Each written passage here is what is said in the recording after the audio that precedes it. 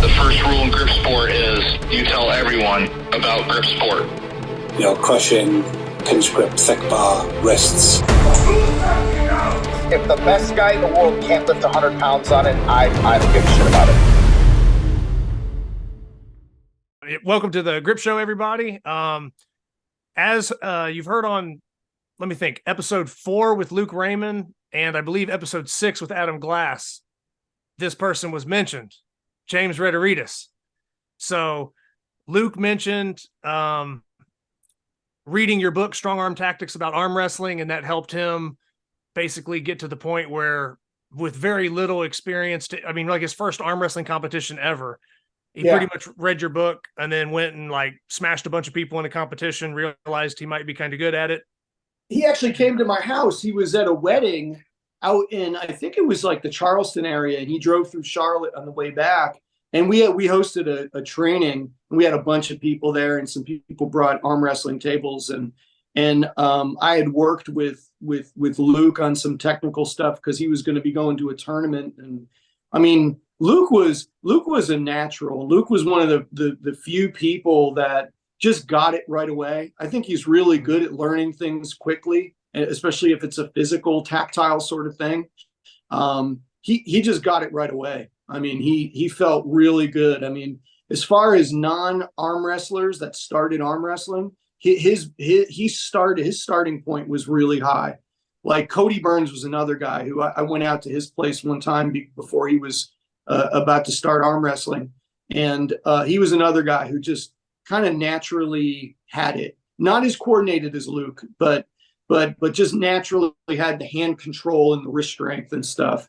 So, but yeah, Luke just hit the ground running when it came to arm wrestling. Yeah. So with Luke kind of mentioning you in that sense, and then, like I said, there was some praise from Adam Glass in episode 6 mentioning your name, if anybody's not familiar with that episode. But Adam basically kind of mentioned you as the guy that wrote the book about the thing, is kind of how he put it. Yeah. Like before you wrote that book about arm wrestling, he said, there was like books maybe that had to do with exercises or how you could train for arm wrestling, but it wasn't about like what that other guy was going to do to you in the actual competition, if that makes sense. The book that was published late 70s, early 80s was Arm Wrestling for Everyone by Ernie Jeffries, which, I mean, I never read it. I saw some excerpts from it at certain points, but I mean, it was pretty basic. And I had stopped arm wrestling in 2012, and I wrote the book, and it's actually this coming month will be 10 years, 2013 that we had published it initially and had hard copies available. Even today, even though I haven't I arm wrestled in a tournament in 2017 because Europa was here, and they had the national pro-ams, and I ended up just jumping in the 220 masters class, and I won that. And then I ended up like tangling pretty good match with Michael Todd, who was the number 1 super heavyweight in the world at the time. In the overall, he and I had a good match. He ended up winning. And then afterwards, there was like this resurgence of people saying, oh man, you gotta rewrite it, or you gotta come up with a second edition or a text revision. So it's 10 years in, and so much has happened in the last 10 years. All different kinds of training equipment that wasn't available. Like the only knocks I get in reviews usually are like, oh, well, you could go and learn this on YouTube. And it's like, yeah, well, you couldn't in 2013. But yeah, you can go and learn this on YouTube now. So, when you started seeing the proliferation of videos on YouTube about how to arm wrestle, my book started selling a lot less. I let it kind of go out of print, and now I just have the Amazon Kindle version up, which, despite how many of those I sell, I make like hardly anything. I get this jokey like residual check that isn't even worth me having to file my taxes for. But I do, because I'm a good citizen or whatever. Oh, yeah. But I've been, one of the guys that's actually working on the documentary, Mike Syvac, that I'm working with, he he actually said, like, he'd like to work on a second edition with me at some point. Right now I'm just so busy, with the counseling center and with the documentary. I've been doing a lot of work for that. At some point, sure. I mean, the documentary's given me a chance to write again, which has been good. They had me writing the narration for it. So it's kind of gotten my juices flowing and had me thinking about writing some more. But yeah, I always appreciate that. Like, usually if I'm in public and somebody actually knows me, like at an event or something that I've never met, they say, "Oh, you were Juji Mufu's coach," or they'll say, "Hey, you're the guy that wrote the Bible on arm wrestling." And I always appreciate that second one, because at least they're acknowledging something I did, not some, goofy video series. Yeah, it definitely makes sense. And I guess for anybody that's maybe not aware, could you just kind of break down what it is you kind of do with like the counseling center, and then that documentary that you mentioned? Just kind of give us a general rundown of kind of both those things. Right. So the Empower House that I own, it's a center for self-efficacy, and self-efficacy was a phrase coined by Albert Bandura, a Canadian psychologist who actually just died this past year. He was 100 years old, but he was one of the best psychologists of the 20th century, and in my opinion, one of the great Canadian thinkers of all time. Big Marshall McLuhan fan too. But one of the things that Bandura talked about was that, people tend to suffer from a lack of capacity, like their inability to do things, their inability to confront things, or their avoidance of confronting things is what leaves them most open to depressive and anxious symptoms of anxiety. And so I mean, the whole premise of this center is we're going to set goals in 8 different aspects of your life, and they're going to be SMART goals: specific, measurable, attainable, relatable, trackable goals. And they're going to be 2 to 3 month goals. We're not talking about 5 years from now. And they're going to be realistic goals that you can achieve. It's not a coin flip. Like, you're pretty sure you can achieve this goal by this point. And it's like, man, the people who actually buy into the program, their life changes in a year.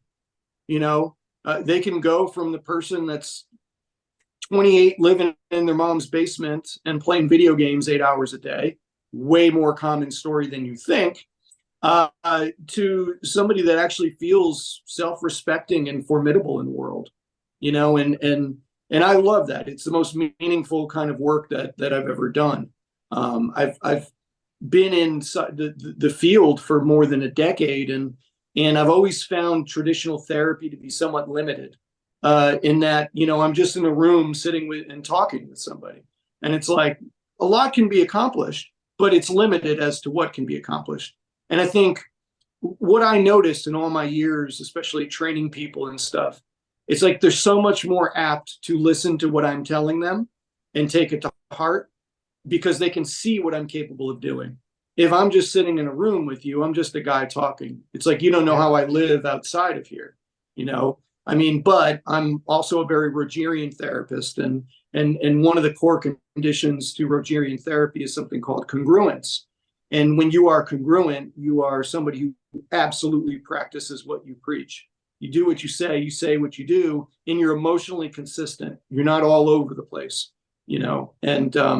it's like, if you can bring that to the table in therapy, that you are the person that you say you are, and people can actually see it because you can demonstrate it to them, they're way more apt to listen to you, and I give them a goal sheet, and I keep the same goal sheet. I always tell them, like, look, I know you think like I'm giving you all this homework or whatever, and I'm not forcing you to do anything. You're an adult. You make your own decisions. I'm just telling you that if you buy into this goal process, you're going to be a different person. You're going to have a way. People talk about balance. They never know what it really is, right? Mm-hmm. But it's investing in the different elements of your personality and different aspects of your life and really nurturing those, and by nurturing, I mean actually budgeting time to nurture those things, so we'll set goals in 8 different aspects of their life. And when they see themselves reaching these goals, they start, adopting this live to learn approach. It's like, wow, I see myself growing. I can see myself. It's like, if you stare out the window and you watch grass grow, good luck. You're going to be bored, right? But if it rains and the sun comes out, and you just ignore it for 4 weeks, it's like, it's going to look like Vietnam in your front yard. Going to be ducking bullets from Charlie out there, 11-foot grass and all. And it's like, well, that's how progress happens in all aspects of our life. It just doesn't happen quickly. And in this day and age, and I had a former colleague that used to call the clients we see now as microwave babies on Ritalin. And that was her way of saying, like, instant gratification people. So fewer people are willing to delay gratification to actually, reap the benefits of seeing how they can make sacrifices and engage in a behavior that might be akin to suffering, but have benefits at the tail end of it that are so worth it, and then they're so much more willing to make sacrifices in other parts of their lives. So that's kind of what I do as at the center. What was the other question? No, the other thing was just, you had mentioned the documentary and that kind of bringing back maybe a passion for writing. If you could just give the listeners kind of I guess a little bit of an intro or background on the documentary, kind of what it would be covering and kind of why maybe you wanted to cover that, or what your involvement with that documentary has been like. I was years ago, I had made a post, and it was essentially like, I'm thinking about writing little feature stories, little vignette type stories about different strength athletes, because in all the different strength sports I've been in, I just have met some of the most fascinating people, and it sounds like a cliche from all walks of life, but honestly, like, you can't come up with a walk of life that I haven't met somebody that's involved in strength sports, No, that's not true. Haven't met any Amish people, I used to buy cookie pies from these Amish people on the way out to this tournament in Eastern Pennsylvania. They had them on the side of the road. Very good, by the way, but they weren't competing. So you couldn't get them to like jump on the Weaver stick. You couldn't get them to try the Weaver stick. For some reason they'd be good at that, building a house every day, a lot of swinging the hammer. But no, so what I started doing was writing these stories about drug-free athletes, people that I was sure were drug-free. I mean, you never know for certain, but I was almost positive. And they had really good stories. And I was telling, I wanted to write a compilation, call it The Struggle to Strength, and about the important lessons that you learn that carry over into other aspects of your life when you go through the process of getting strong, and all the little peaks and valleys, and times where you need to be patient, and times where you have to reevaluate because you're in a plateau and you want to force things. Like, there's so many lessons that you can learn in the actual legitimate struggle to strength. When you don't stick a needle in your ass and get strong in 2 months, like when you actually do it, when you actually struggle to it. So I wrote this one story from an interview I did with Rich Williams a few years ago, where I went down to his gym and I was watching him train his clients and watching him lift. And I mean, we even have Richard Soren quoted as saying, like, all the years that he's been in the Iron game, he's just never seen anybody that can do what Rich Williams can. Never. I mean, it is just that freaky. So I had a chance to witness that firsthand, and I wrote a story about him, a very honest, like, story about, some of his shortcomings, issues with his personality, struggles with mental health, but also some of the things that he's accomplished, the meager beginnings he came from, the kind of work that he put in to become an All-American. Not many people are playing in the blue-gray game from Gardner Webb. You know what I mean? So like, I wrote this up, and this guy, Mike, who's working on the film, He was a professor at Northeastern in creative writing. And I sent it to him, and he said, you know, I know a documentary film maker named Morgan Elliott. And if you would be okay, I'd like to send this over. And it was, let's see, it would have been May of last year, because I was actually at one of my clients' college graduations out at Western Carolina. And this phone number was texting me and calling, and I didn't know what it was. So I kind of ignored it until I got back in the car. And then I was kind of going through the texts and stuff. And then it was Morgan Elliott. So I called up Morgan, and we had like a 2-hour conversation. And, you know, it was like sold, just like, I really want to do this documentary, you know, and I just started, you know, talking about different athletes that I had written stories about before that got published in magazines and on the internet and stuff, and people who I thought would be interesting for the film, and, you know, introduced them to some of these people. And, you know, documentary filmmakers are always looking for these sort of, how do we put it, like fringe kind of communities, you know what I mean, that have interesting people, and the interesting people come from different walks of life, but they also do this. They sort of moonlight doing this other thing. If they don't make a living from it, you know, it's still a passion of theirs, and there's still a community around it. So really the only qualifier was, you know, you had to be a drug-free strength athlete, you know, and if you had a good story, you know, we would come out and film you. And the sad thing is, I mean, I think we filmed 7 people fully, but we interviewed a lot of people, you know, and you were there for July 4th. Had everybody at the house, and those clips are going to be in the film, but there were people that got left off, and I actually felt really bad about it. 2 of the people, Pat Povolitis and Steve Weiner from up in New Jersey and New York. You know, it bothered me, because I don't know if you know the history of like the AOBS dinner and stuff like that. I've heard of it. I've seen footage of it. People talk of it, but I'm not familiar with that background too much. But I've always been unbelievably impressed with Steve and Pat. And I mean, I really wanted to get this interview done and in the can, and we just couldn't make it work. And the other one was Rob Vigent Jr., who I don't know if you know or not, but arm wrestler. Yeah, but he actually started in grip. He did kind of the opposite I did.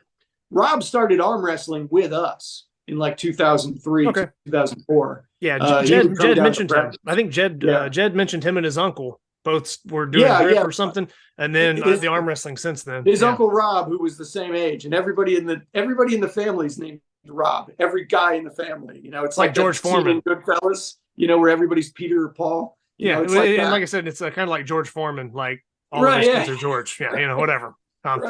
So same deal. The first time I met those guys, we were at Vic Sargent's house in Bristol, Connecticut, and it would have been 03, 04. And I don't care what anybody says, because I saw this with my own eyes. Rob Vigent Jr. weighing probably about 200, 205. Vic had these rolling thunders hanging from these eye bolts in the ceiling. And he, you know, Vic's daughter, Cheyenne, who's now probably in her 20s, because that's how this happens. She was like 4 at the time. And Rob said, hey, sweetie, get on my back, you know, and she grabs around his neck like this and is on his back. And Rob reaches up with one hand, grabs a rolling thunder, and pulls them both up like this, and then goes back down. Still one of the craziest things I've ever seen.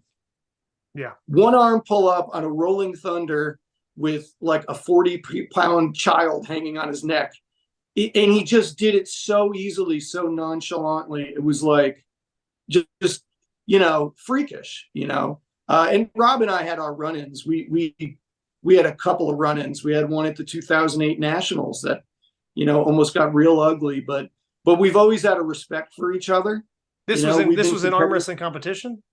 Yeah, it was the Nationals in Salt Lake City. But but and even though like we had run-ins and all this other stuff, I mean, we were competitive in that 198, 220 class, and you know, we were both young and, you know, had probably a lot more attitude than we do now. Though I don't know, I've seen some interviews with Rob. He still looks like he's kind of full of attitude. Still a lot of attitude going on there. But no, I wanted to do the interview because I've always respected Rob, because Rob has been one of those guys where it's like, if he went on steroids, he was already genetically predisposed to do way better than everybody else. He's a genetic freak. You know, if he went on steroids, he would have crushed everybody. No question about it. You know, but he didn't do it. Success with integrity. Yeah, it's the only kind. So I really appreciated that about him. So there are a few people who I'd still like to get around to interview and do a feature on, maybe for a second part. They've talked about potentially shopping this as a series because they have so much footage. It's unbelievable at this point. Yeah, I was going to say, is there still filming going on for that, or has most of the filming wrapped up and it's in like an editing stage? November 4th is probably going to be the last filming day. Okay, and most of this is based around just drug-free strength athletes, essentially from different walks, just that their kind of story and all sizes, all you know, levels, ages. You know, it's we got some great interviews. You know, I was Rich Williams is often a pretty difficult guy to pin down. And I think we spoke with Rich a total of 10 hours. You know, Richard Soren, I thought, you know, he's a very busy guy. He runs that huge corporation. And you know, I mean, even though he's you know, his son Bert is doing a lot of the work at the top now, he's still a really busy guy. And there's a lot of demands on his time. And, you know, we had asked him to do an interview. And I'm telling you, he sat down with us for 6 hours and gave us one of the greatest interviews that I've ever heard in my life. So, that's awesome. So I am like so stoked about this. I can't even tell you. And I went a little bit overboard when I wrote out the narration. I wrote 120 pages, type double space. Yeah. So I mean, I know they're only going to take bits of it, but you know, I just wanted to come up with the most thorough anti-PED case that I possibly could. And it's not like I made a straw man out of the arguments for. I looked at the arguments for very deeply. Yeah. I abstracted them, you know, as much as I could. And, you know, I found all the common themes and I attacked it from a psychological, sociological, and, you know, competitive, again, I'm a purist, viewpoint, you know, and certainly from a perspective of morality. You know, I even used Lawrence Kohlberg's levels of morality to kind of pinpoint where somebody who would make those decisions would land, you know. And so I mean, hopefully everyone will have a chance to see it. I mean, it's like, I know post-production takes a long time. They're in the process of editing a lot of the interviews right now. But then after they edit, there's still like a 6-month legal process they have to go through. They have to, you know, score the movie. So they have to, you know, find, you know, buy the rights to use music for the movie. And that's a process. And, you know, then they go through the whole legal thing to make sure there's no way that any of us can get sued. And then they start shopping at the streaming services and the like. So it's probably going to be another year before we get to see the fruits of our labor. But my God, man, I've put so much work into this thing. You know, I think it's you keep going, James. Yeah. You know, I was just going to say, I'm unbelievably proud of the work I've done for it. I just have to put faith in Morgan and his editor that they're going to be able to piece it together and do it justice. You know, I got the sense that they're a little bit overwhelmed because there's just so much footage. You know, I mean, if you're talking like single people having, you know, 6 to 10 hour interviews, and it's and then you think about maybe condensing this into let's just say hypothetically a 2-hour documentary.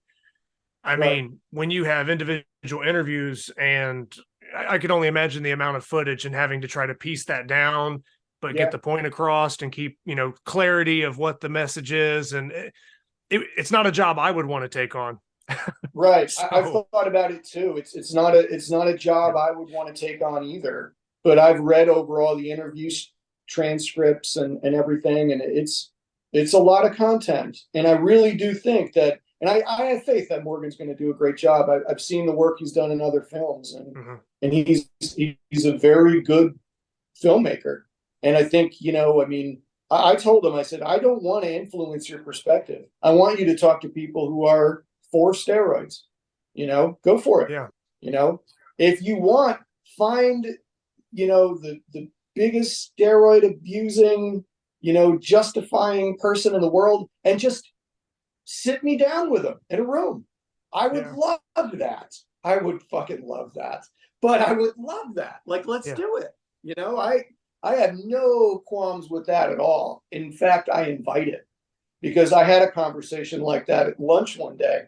I was at this little Irish bar up the street here, and I'm eating lunch, and there's a guy there who's an attorney, and him and his buddy are talking about, baseball and steroids. And I was like, you know what? I don't normally do this, but here's where you're wrong. And this guy sat there and he argued with me I'm telling you, we were arguing for like an hour and 15 minutes. And at the end of it, he goes, you've given me things to consider about this that I never thought about before. And he's like, you ever think about becoming an attorney? I said, no. I said, you live in the world of narratives where you come up with a narrative for your client. My profession, therapy, that is the domain of the truth. It's not a narrative profession. We try to get to what is real and what is true, and the more that you deviate from what is real and what is true, the more pathological you are by definition. So anyway, I know I come across as morally superior and self-righteous sometimes, but what are you going to do? James, man, we all have our faults. Yeah, I just being there that one day when there was some filming going on for it, and you had some people kind of pulling off some feats of strength at the house, and it was all guys that don't use anything. Hanging out that day was fun, and kind of pulling some of those lifts with everybody was cool. And just knowing what took place that day, I could only imagine what other things you've done when you hit the road and filmed other people and all the content you got. I'm sure it's going to be awesome. So I know it might take a while for that to come out. It might be a year, whatever, but I think that's something I know I'm extremely excited for. And I think a lot of the listeners or anybody that's a fan of just integrity and strength or whatever the case may be, I think it's something that people should kind of, keep an eye out for if they follow you or anything, and just be on the lookout for that documentary because I'm excited for it. And how about people who are just a fan of humanity? And what I mean by that is like, we are at a loss when it comes to, you have people looking for humanity wherever they can find it these days. We're a very siloed people. We're a very divided people. People don't look for humanity in other people as much anymore. They're so ideological. They look for one thing they disagree with them on, and then they dismiss that person entirely. And it's like, I think we have to get back to seeing, humanity, and humanity is all about limitations. It's not using technology to cover up your limitations. There's nothing brave in that. There is nothing brave in that. Yeah. Okay. But before we were talking about Bandura, and I mentioned Marshall McLuhan. Well, he was a media savant, and you can find an interview with him. I had to watch these back when I was an undergrad, but you can find an interview with him where he's talking about technology, and he's talking about how technology is going to get much more advanced, and it's going to be combined on smaller devices. In an interview in 60 or 61, he's talking about how at some point you'll be able to go to your phone and you'll be able to call up all the information in all the libraries in all the world. And, he coined this idea of the global village, that it was going to connect people. And this is coming from a guy who died in 1980 or 81. He said, it's also going to disconnect us.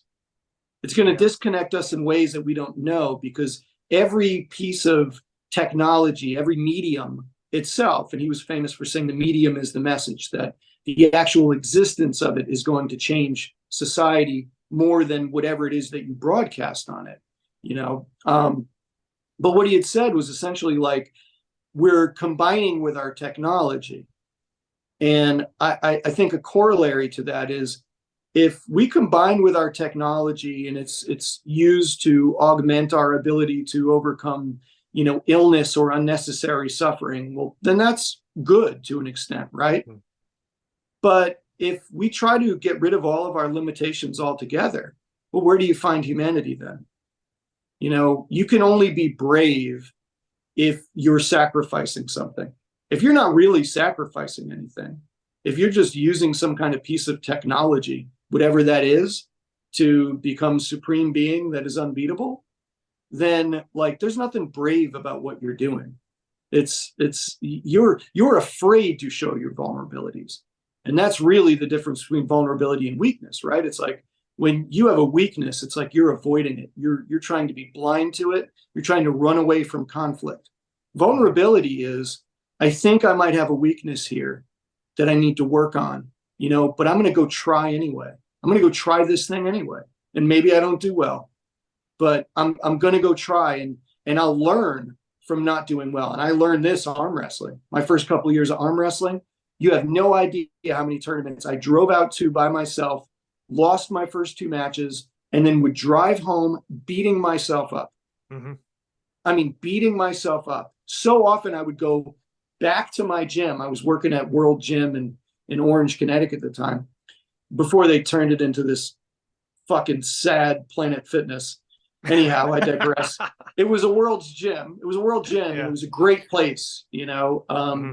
I would go there and I'd work out, and it was like I would just work out like a maniac on whatever I thought my weaknesses were. And back then it was my bicep. It was like, you know, guys would, the knock against me in the lightweight class was I was crafty and technical, but if you turned me into a hook right here, you could pull through my arm.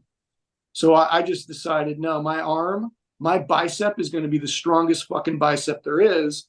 And if you want to go there at your own peril, because this is where your hook goes to die, was the way that I thought about it, you know. And it was like, it taught me the process of making my biceps stronger from where I was, as weak as I was. It taught me that your weaknesses can become your strength. And what I saw over the years was, you know, the different things that I had that were weaknesses in arm wrestling, I'd bring them up, and maybe something else would lag behind, and then I'd bring that up. And then it was like, well, yeah, you can do that in other aspects of your life too, as long as you can figure out how to measure things, and as long as you have enough humility to look at yourself and say, this is a blind spot of mine. I got to work on this, you know. Now, with you kind of bringing that up, where people are maybe commenting and saying, you know, they're just going to try to pull through your arm and your bicep might be weak, right? Mm-hmm.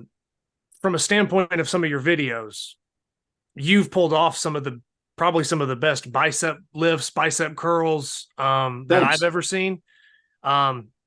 Is there a few that kind of stand out? I mean, I've seen you, and I don't want to be wrong when I say this, but I mean, I've seen you with like a full length Olympic barbell, mm-hmm. and I want to say 55-pound plates on. Yeah. And you've done the barbell. You've done a one-arm preacher curl. And that barbell only weighed 42 though. It wasn't like a 45-pound barbell.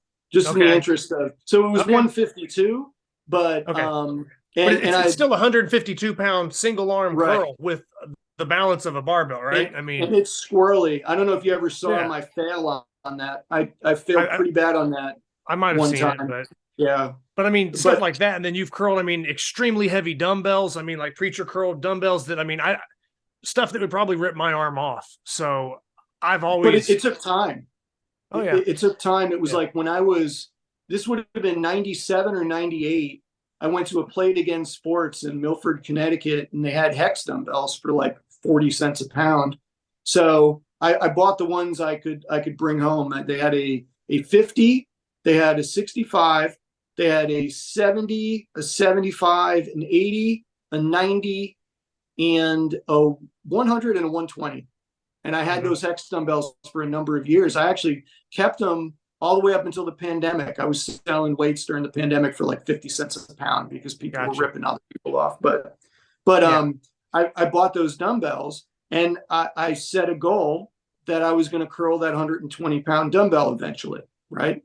So I go home, and I can't, at the time, it's funny, I was let's see, this was 90, would have been 97 or 98, because I was actually living in my dad's basement, and he had all these old weights. It was pig iron, like 1-inch weights and stuff. And he had some dumbbell handles. But I went down there and I tried to curl the 50, and I couldn't do it. And I was already arm wrestling at that point. Okay. I was going to ask was the curl thing kind of a goal prior to arm wrestling, or did the arm wrestling kind of spark that and then they kind of just played off each other? It took me 2 years of arm wrestling to finally enter an arm wrestling tournament. And all these weird things happened that led to that, which I'll get into. But I couldn't curl the 50. So what I did was I basically made a smaller bell, and then I took a percentage of that and I gradually microloaded it.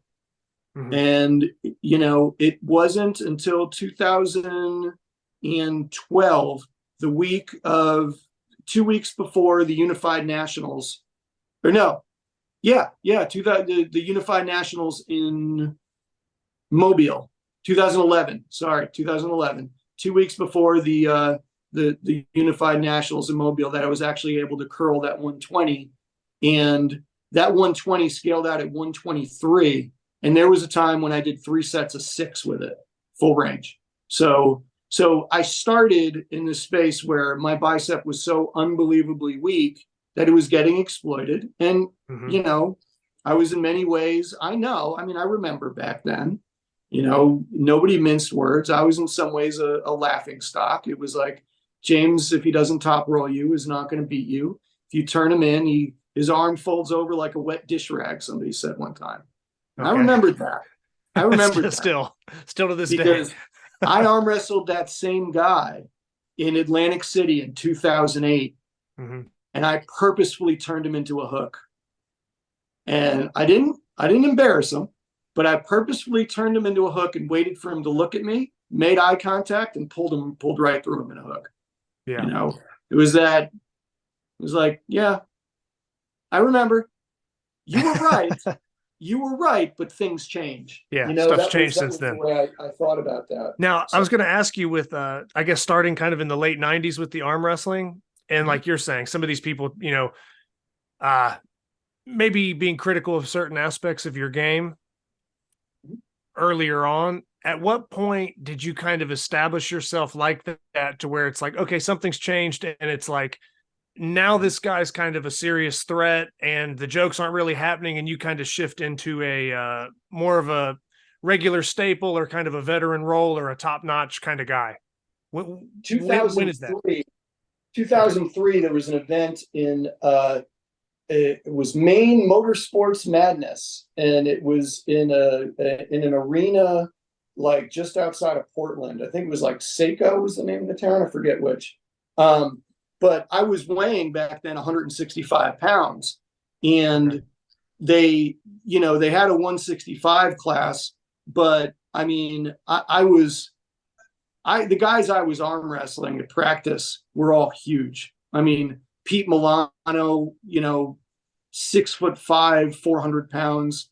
Tim Bresnan, 6'2", 330 at one time, was a world champion. I was gonna say, I don't even like I said, I'm not huge into arm wrestling. I will follow it, but like Tim Bresnan's a name that I recognize. Yeah. So like you're name dropping people that like, I'm not even like an arm wrestling fan or a diehard, but like I know some of these names. So Guy LaSorsa was training with us at the time, and you probably don't know that name, but Guy was a world champion during the 70s and 80s.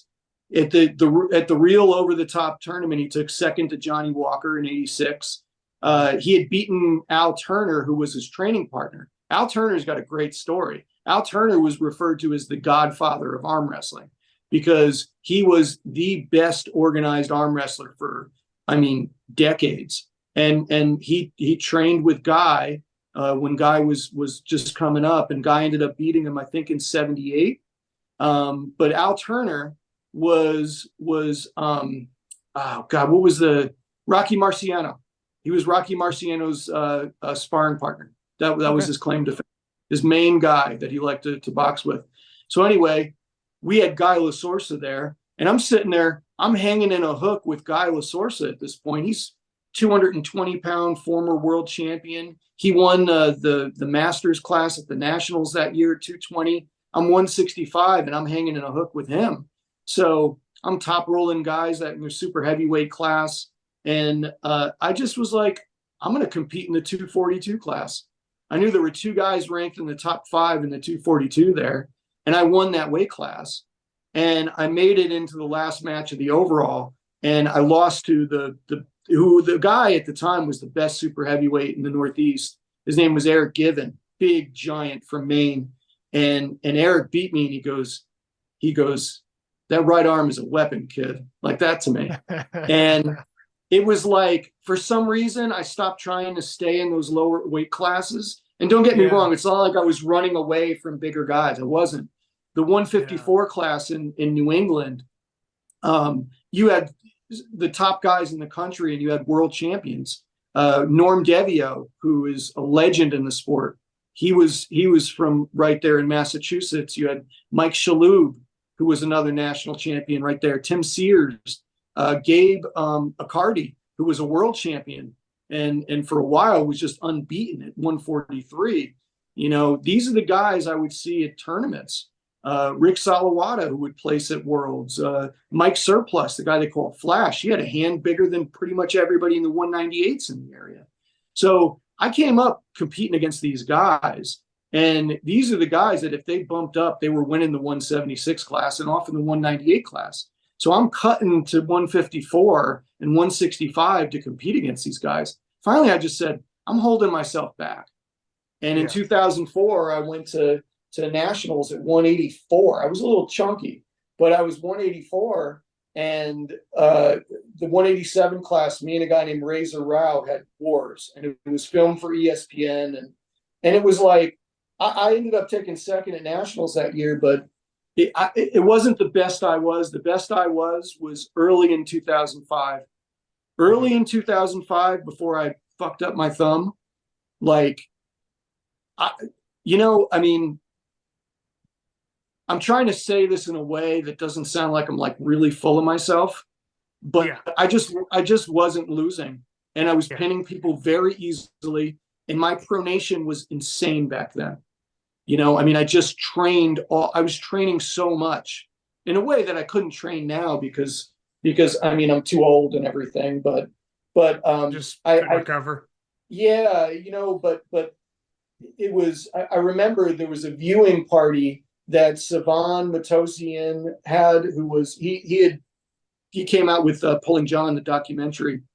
And at that event, you had some of the best 198, 220 guys in the area. And I mean, I was just flash penning them, just like no trouble at all. And I didn't even feel like it was insane. It was really insane. And then one night before, I used to pre-fatigue before practice. So I would lift weights before training so that when I got on the arm wrestling table, I couldn't overpower people or just roll through them or out-slick them. You have to use more technique or something like that. Yeah. I had to think. I'd have to get into a losing position. Well, I just got this 3-inch dumbbell handle, and I'm doing wrist curls, and I'm doing these front-loaded kettlebell curls, keeping my wrist static. And then we had a very light practice that night. And the next morning, I woke up, and my thumb was twice the size. I don't know. I ended up fracturing my thumb, and thumbs take forever to heal.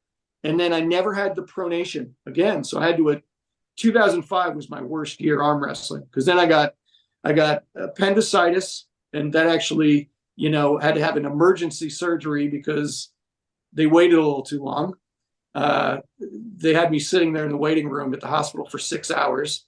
And then I ended up getting Lyme disease. So 2005 was a total wash when it came to my own arm wrestling. And it really took me a couple of years to get back to as strong as I was.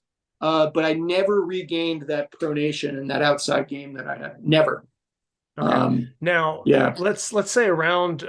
We'll just we could chalk it up to your whole career, and it's hard to put so much of a career, into a short interview like this or in a couple sentences.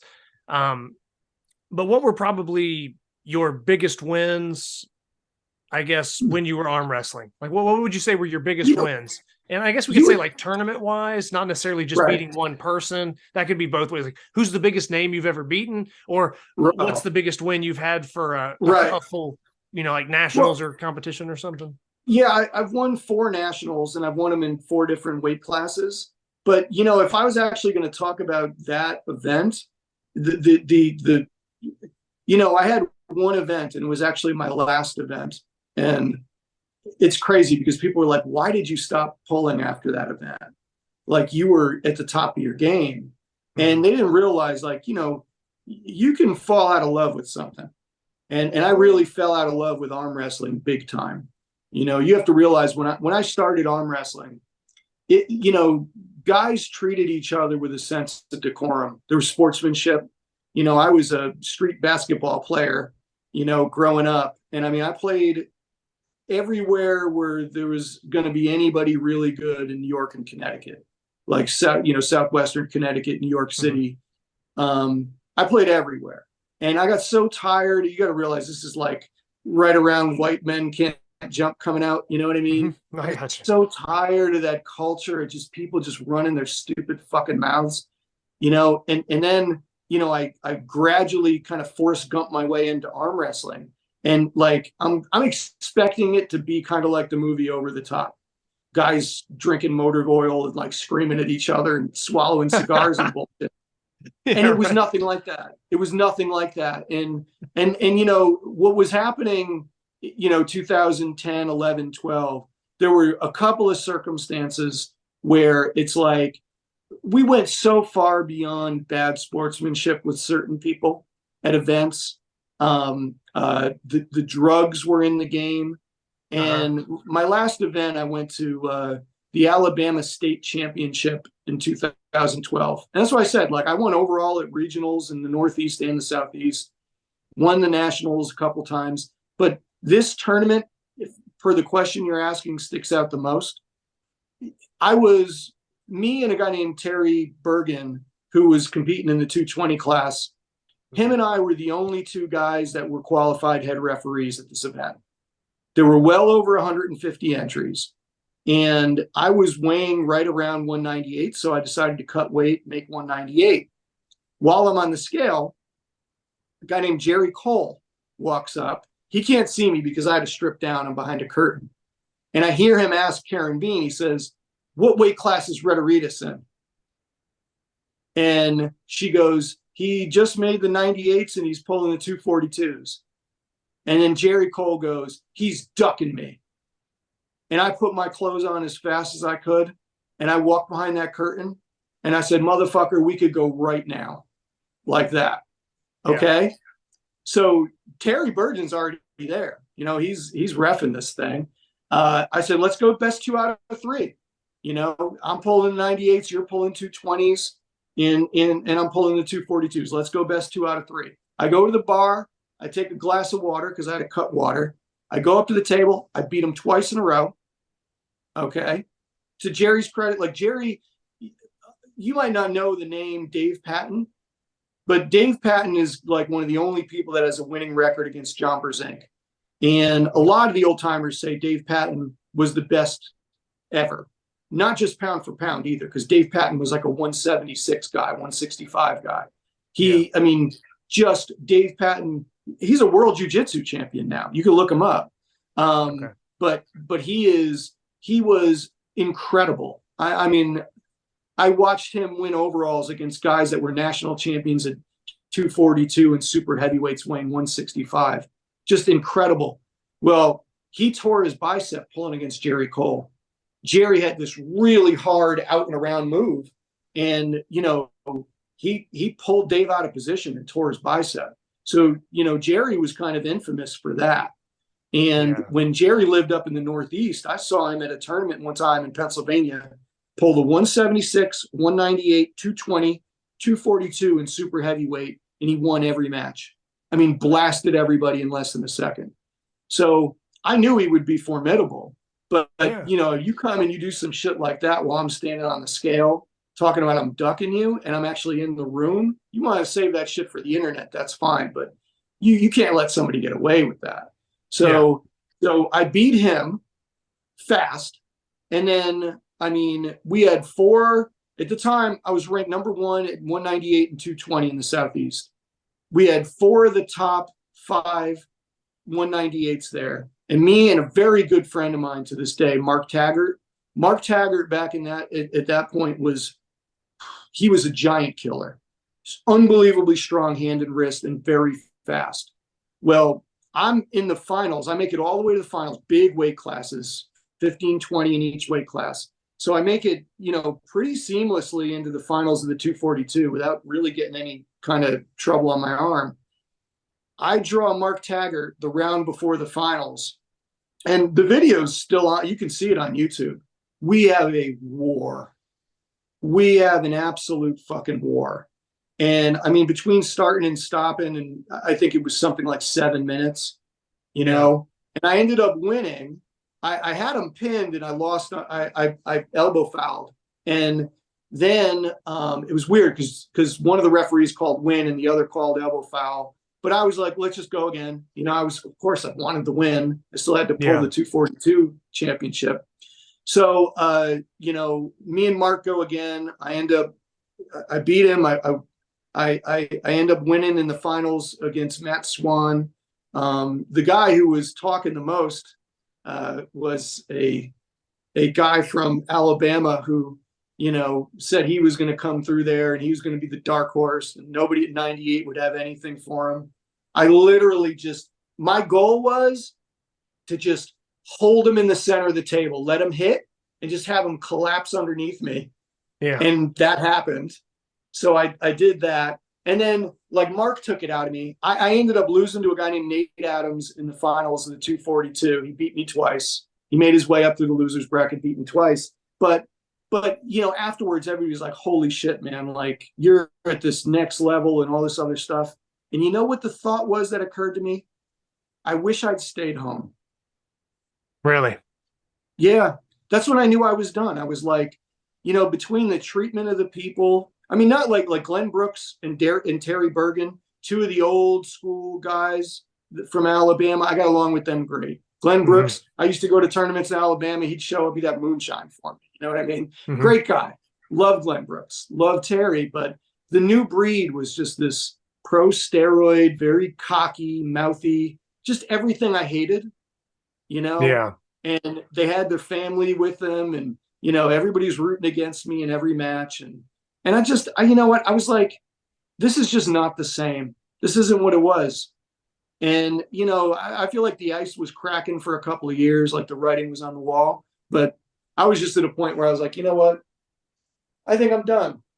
I mean, I knew when it was like, well, I used to look forward. I would have dates like this circled on the calendar. And if I pulled like this at a tournament 10 years ago, I would have been so excited. I would have that same level of excitement that I did after the 2004 Nationals. But no, I literally, the first thought that occurred to me was, I really wish I stayed home this weekend. Yeah. And that's what, like, you know, I mean, I'd already started doing grip stuff at that point and, you know, had done some powerlifting stuff previously. So I was like, let me go do something else. It's time for something new. That was going to be my next question, was with you kind of maybe falling out of love with that or having that kind of realization in that moment, was how do we get from arm wrestling to kind of finding out about this grip stuff or pursuing other strength stuff after that? And what was that path like? So I had bought my first Captains of Crush grippers in the 90s, and they were like the really stiff single stamped ones, you know. And I bought John Brookfield's book, The Mastery of Hand Strength. And, you know, I had already been, you know, incorporating some of that stuff. You know, arm wrestling hand strength is somehow a little bit different than grip strength. But I incorporated a lot of what I learned from John Brookfield. I think a lot of people have. And I think, honestly, I think there's so many people in grip who don't realize that they owe a debt of gratitude to John Brookfield, you know? Yeah. But that was kind of my initial foray into it. And then, you know, being at these fitness conventions, they always had some little kind of grip challenge. And I remember at one year at the Arnold's, and this is going back probably 15 years ago, Dennis Rogers was there. Okay. And I knew who Dennis Rogers was because, you know, I'd seen him on TV shows growing up. He was the little bald guy that could bend anything, tear anything, lift anything. So I saw him and immediately I just said, oh man, Dennis Rogers. And, you know, he shook my hand, and Dennis is really great about this. Like he's one of those people that does not seem to forget a conversation. Like he has got such a good memory. And I think the reason why is that he's actually interested in the people that he meets. So you can see him years later and he'll be like, yeah, I remember I met you at da, da, da, da, da. Yeah. And you're like, oh my God, I didn't even think you were, you know. But I met him there, and Sorinex had a booth. And I started just kind of fiddling around with some of the stuff at the Sorinex booth. And I just really found it kind of, I don't know, just fun, unique, different. And back then I'd go to fitness conventions, and if they had like a pull-up contest, especially because I was doing a lot of pull-ups, I'd jump in that, see if I could win that, stuff like that. I loved that aspect of those conventions, that there were multiple things you could do other than just arm wrestle or lift. In 2008, a guy named Scott George, who had no setted threes, he's on the original cert list for the three too. He's a red nail roster guy. Scott George decided he was going to get involved in arm wrestling, and he was training at my house. And he brought over some stuff, and then he introduced us to Bob Sundin. And Bob lived in Charlotte, and Bob brought over, you know, 235s for pinching. And I think me and Jason Otto did that. And Jason and I were both able to pinch 510s the first time we tried it. So, you know, we were like, oh, this is cool. You know what I mean? And so we loosely stayed in touch with Bob and started doing some stuff, you know, back then with Scott and Bob. And then in 2012, it was like we ended up linking back up with Bob. By 2013, it was a regular thing. You know, we would train in Bob's backyard, and Bob helped me immensely. And, you know, I mean, most people, especially listening now, probably don't know who Bob is, but I'm telling you, Bob, you know, 10 plus years ago, the stuff he was able to do, you know, was really the big boy feats of strength he was able to do, weighing, you know, 165, 170 pounds, just amazing stuff, you know, but, you know, I think it's like anything, people tend to get forgotten. Oh yeah, you know? and that's one of the things that I've always tried to kind of make a point of so far. And you've seen some of the other episodes where, I guess I don't say we go down memory lane, but you know, like Jed was talking about early competitions, you know, Adam's name dropping certain people. So anytime someone gets brought up, I definitely like to kind of take that time to bring that up, because now, you know, you got, and this is not to like undermine or take anything away from current people who are doing the same feats or awesome feats. Like, okay, you're 160 pounds and you can lift the inch dumbbell, but guys don't, you know, they act like, oh, I saw it on IG, that's new. And it's like, well, Bob did it 13 years ago. I don't know. I mean, you could probably tell me whatever, 10 years ago. So what I'm saying is like, it's funny to me that like now with all the media and stuff, people will get that kind of credit, or, oh, can you believe somebody this body weight did this, or a body weight inch lift? And it's like to your credit and what you're saying, like Bob introducing you to grip, that's some of the stuff he was doing, pinching plates, lifting the blob, the like old grip board certification type stuff, or feats judging, you know, lifting the inch dumbbell at that body weight. So he was, I don't know if this is the right word. You would know better than me. You've been doing this longer. But I mean, Bob was probably kind of a pioneer for the lightweight guys in grip. No question. That they look to. And and I think that is somebody that kind of gets maybe overlooked for that, because now, you know, so many people, I still see people all the time, and I'm not trying to make fun of them or joke, but you know, they like to post their body weight. They like to post their body weight. This is what my Right, body right. weight was. This is what, here's my lift. This was my body weight. Well, Okay. I'm going to annoy the shit out of you, Zach, because one of my goals right now is to pull 600 on my trap bar, and I want to get my body weight right at 200 when I do it. But you've also done like a recent like big weight loss. So I'm just saying, but there's other people that it's like they put their body weight in certain lifts, and for certain lifts, certain lifts, it's impressive. It is. And then there's other lifts where it's like, I don't care what you weighed and it has no relevancy to what's going on. And but especially a lot of grip weights, like a lot of grip lifts that you're not using nearly as much poundage. You know, it's like, do you know who like Abner Nazario is, the deadlifter? Yeah. Like him at 181 deadlifting 800 pounds. Yeah, post your weight all day, homie. Go for it, because that's insane. Exactly. That's insane, you know? Yeah. But it's like if you're, you know, I don't know, lifting something the shape of a walnut or a fucking golden potato or something, and you know, you got weight attached to it, and then you want to tell me that you're 143, it's like golf clap. Yeah. So, fascinating. Good for you. So that's kind of my point with that one, is it's kind of funny, and I just disregard the body weight then. But to really give Bob his credit and give Bob his due, like, you know, as someone that kind of introduced you to these things. Right. And like I said, so for any of you people that are lighter weight lifters that look up to the current crop of lighter weight lifters, I'm not going to try to say like, oh, Bob did it first, but Bob was a name that, know who he is. But yeah, Bob should get some credit, and people should maybe go back and kind of revisit some of his lifts, or just see some of the stuff that he pulled off, you know, just for fun. Like, hey, I didn't know about this guy, and now you do. So, I mean, just to give you some of Bob's greatest hits, he took 355s, added like 30 something pounds to it, and was able to pinch it. You know, two hands. I saw him add weight to 255s and pinch it. He was the only other one at training that was able to farmer's walk a 45-55 combination in each hand. We did that, I think, on the same day.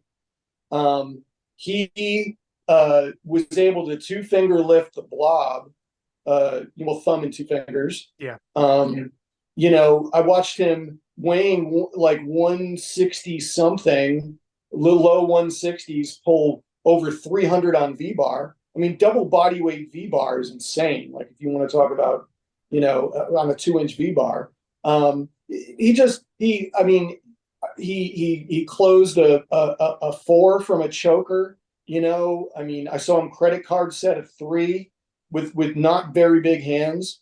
You know, putting weight on the thumb side of the inch to make it harder. Like, you know, really, I mean, just the only guy that I would say has probably done more impressive stuff at a lighter body weight when it comes to grip stuff, you know, maybe spare Bruce White, but my understanding was Bruce White, who's passed on and everything, had something like 8+ inch hands, even though he was like 140 pounds or something. Yeah. But Yves Gravel, I mean, the stuff he does is unbelievable. And that's, you know, that's the name I thought you were going to throw out. I was kind of waiting to see, but because he gives hope to all of us who have Whopper Junior hands. You know what I mean? It's like, you know, it's like, wow, well, he can do it. Like, never mind, he's like a world-class, you know, climber. And he's like, you know, just absolutely at this tail of the distribution. Never mind that.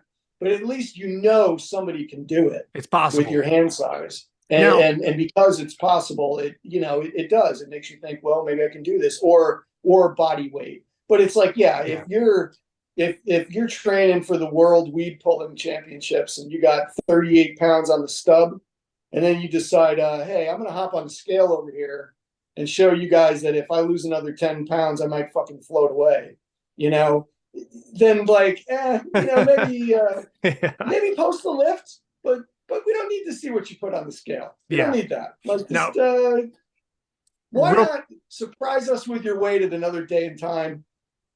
Show us the lift. Real quick, just to stay on the topic of Bob Sundin real quick.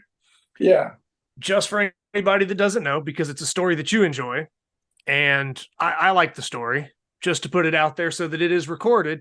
Can you give your favorite Bob Sundin story? And if you can't remember what it is, I'm going to refresh your memory and say that it involves a scale. Yeah, I was about to say, you don't Okay. have to refresh my memory. Okay, just had to check. Because, well, there's another one too. The other one was when like he stood up from a lift and hit his head on a branch and then grabbed the branch and ran it in another direction and had a look of murder on his face, trying to rip this limb off this tree. And Jason and I, we never take anything too seriously. So we can just make eye contact sometimes. And, you know, he's basically my spirit animal. So we can make eye contact and just fucking lose it, you know? Yeah. Well, this one day, Bob, I honestly think it was the first day Bob went over 300 on V-bar. And, you know, Bob wasn't one of these people that was going to like broadcast it to everybody and put like 98 hashtags there. Like, hey, look at me. Look what I did. He was one of those guys that was like, I want a record of the fact that I did this thing. He's recording lifts. He's not wanting attention. He's just recording lifts. Right. Documenting. Because the way I explained it to Bob was when I was growing up, I mean, the amount of fucking like 400-pound bench pressers in high school was phenomenal. I mean, you never had video of it, but they would tell you about it. Mm-hmm. I mean, everybody within earshot would hear about, you know, their amazing lifts that always seem to get heavier over the years. You know, Mm-hmm. I was one of those people. I was like, no, I want actual footage of what I did. I don't want to be one of these people that's like, you know, bragging about what I did when I was older, you know, and I got to engage in all this hyperbole so everyone thinks I'm fucking cool or something, you know? So Bob is kind of like that. He wants a record of what he did, but he doesn't, you know, it's not like he knows it's a training lift, you know? So he checks the scale goes on. It's fine. He pulls the 300 pounds. And I mean, he had this one camera that he used to use. And I swear it looked like that old Van Halen video with the walleye vision. Like it was like, it looked like everything he filmed was underwater, you know? So he pulls off the lift and then he puts it on the scale and he's hitting the button and the fucking thing won't go on. And he takes it off and hits the button again, puts it on the scale, hits the button. So Jason and I are watching this and we can see Bob kind of unraveling. So he scoops it up and he grabs the scale like a fucking pizza box. He walks over to his garbage can because we're in the backyard. He lifts the lid and he just fucking whacks it in there as hard as he can, slams the lid and disappears into the house. Jason and I are fucking nonplussed. We're just looking at each other like, what is going on? 20 seconds later, with the coolest fucking look on his face I've ever seen, like nothing just happened. Bob walks out with a box. And inside the box is a brand new scale, and it's the same fucking scale he just threw in the garbage. Jason and I mean, we laughed so hard. I still this day, I think only one other time did I laugh until I felt like I was having a neurological problem. You know what I mean? No, I was laughing that hard at the visual of this, you know?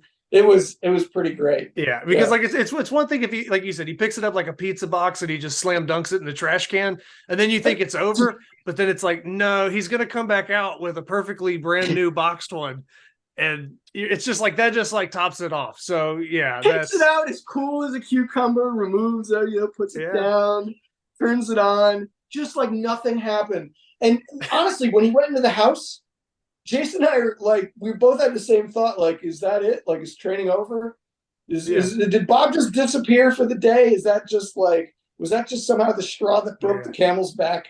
And now Bob has decided that the day is over. That's and then funny. like seconds later, and we just, I can't remember which one of us said it, was like, Bob, do you have like a filing cabinet in there or something with like just scales in it? Like just brand new scales, just in case, some backups, you know? Yeah, no, that's just a funny one, but yeah, I think that's something that the listeners should find funny. And at the same time, like we've all had scale issues, I'm sure, or filming issues, trying to document these lifts. So people can kind of relate, especially when you're just trying to get stuff to go right and it won't. Right. And, right. Yeah. You know, and it's funny. People don't think this because I think Sean Kapusta had the best line about Bob I've ever heard.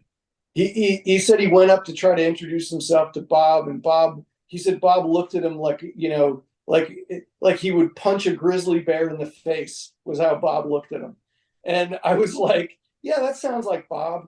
And like, he's quiet and stuff. He doesn't say much, but I'm going to tell you, and you can ask Jason the next time you see him. All right. Mm-hmm. Bob will come out with a line that's funnier than anything else that's been said the entire day.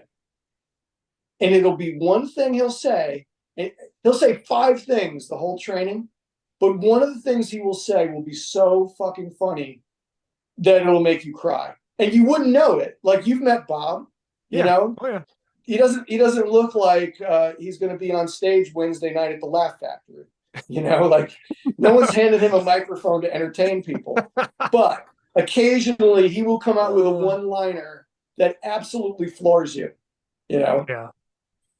And I have some of my favorites, but I won't go into them. No, that's all right, man. I just wanted to at least get that one out and kind of pay some respects there, just for anybody, lighter weight lifters, for someone to go back in time, look up to, or new people that are what's obtainable for this lighter body weight. Hey, that's a prime example, and it's one of the earliest ones we probably have in our. I guess you could. I mean, grip's been contested and trained for who knows how long in history as a human species, but I'm saying, like, if we talk about sanctioned competitions and things going on, it's a pretty short-lived sport. So that's one of the earlier guys from the early days that someone could kind of go look at, and I guess definitely should, and get some inspiration from.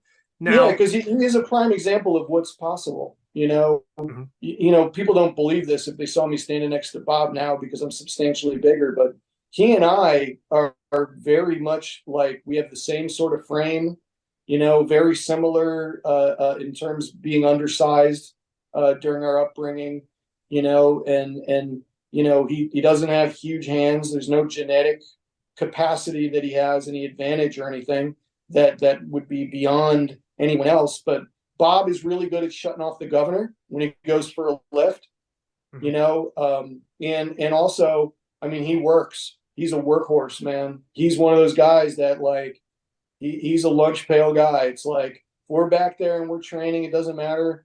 And it's been a while, but it wouldn't matter if it was 35 degrees and raining.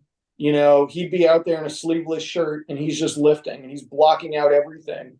And it's pretty cool to see. If you watched him work, you realize what it took to be somebody that didn't have a genetic advantage that could do some amazing shit. And that was Bob. So, yeah. So with that being said, and him kind of getting you guys introduced to it, or that's one of the first memories you have of kind of, I guess, shifting into grip. Right. When do you guys kind of start to, I guess that group starts to contest it more? You start branching out and meeting these other characters. You start traveling. You start becoming more known in the grip scene as a whole, as opposed to just your area. Right. Well, I think what helped is, what Nate Browse is to, like, grip and steel bending, I kind of was to arm wrestling. Mm-hmm. So I already knew a lot of people in grip before I even really got out there. Because there were so many people that were involved in grip that would send me messages, ask me for training advice for arm wrestling and stuff like that. So when I started going to events, I realized I knew a lot of people already. You know what I mean? And also, I love going and meeting people. So I had a chance to meet people. We go up to Ohio. We went to a couple of Chris Rice's events. To the Arnold, we went to Nate's events in New Jersey. We do anything local. The same year I was arm wrestling at Europa. Iron Mine, this is before arm lifting, had like a thing where they were contesting Axel and Rolling Thunder and some of their implements. And they were supposed to start at a certain time. Well, I'm going back and forth from the arm wrestling stage to that stage. So I'd go lift, then I'd come over, pull a match, go back over, lift. You know what I mean? So at first it was like, if there's a grip event coming up, we'll just kind of go do it if it's within, driving distance. And then it wasn't until like 2016, I put a grip event on at the Northwest Georgia Fitness Expo And then we started doing them in 17, and we've pretty much been running regular ones since. But the original pickup artists was me, Jason, Robert Miller, and Bob, really. And then, the names and faces would change, over the years. Robert moved out to Fayetteville. Robert and I were very much kindred spirits because, Robert was kind of like me. He just really was interested in all around strength. Before I had messed up my shoulder, I wanted to go do a Highland Games event with him and stuff. And so Robert's he's been a good friend. Didn't start out that way. He was really fucking annoying. And I used to bust his balls more than any human being you've ever met in your life. See, I didn't know that. And he deserved it. I didn't know that. So what was the deal with that? Because I've never gotten that vibe from you guys. Oh no, I love Robert. Like I said, today I consider him one of my best, if not most reliable friends. If I needed something, I would call Robert before almost anybody, and vice versa. And and he knows that. Yeah. So now it's like if I'm busting his balls, he knows it doesn't have any sort of negative intent. I bust his balls because he laughs when I do it. But I never forget. I was doing this charity event at UNC Pembroke. There was this fraternity, and they wanted to run an arm wrestling event. So they contacted me and they said, "Hey, would you be willing to come out and do a charity arm wrestling event at UNC Pembroke?" I said, "Sure." So I go out there and I'm arm wrestling fucking frat boys and and everything, and we're having a good old time, having a bunch of laughs. On the way home, I get a phone call, and it's Robert Miller, and this would have been like 2009 or 2010, I forget which. And he calls me up and really polite. "Hey, I got your name from Bob Gianelli. Really interested in arm wrestling. I heard you're the guy to talk to. I live just outside of Gastonia." So I'm thinking, yeah, this guy sounds like a nice guy. The next weekend, motherfucker walks into my house through the front door and just starts busting everybody's balls. I'm looking at him like, what, do we know each other? Like, who the fuck are you?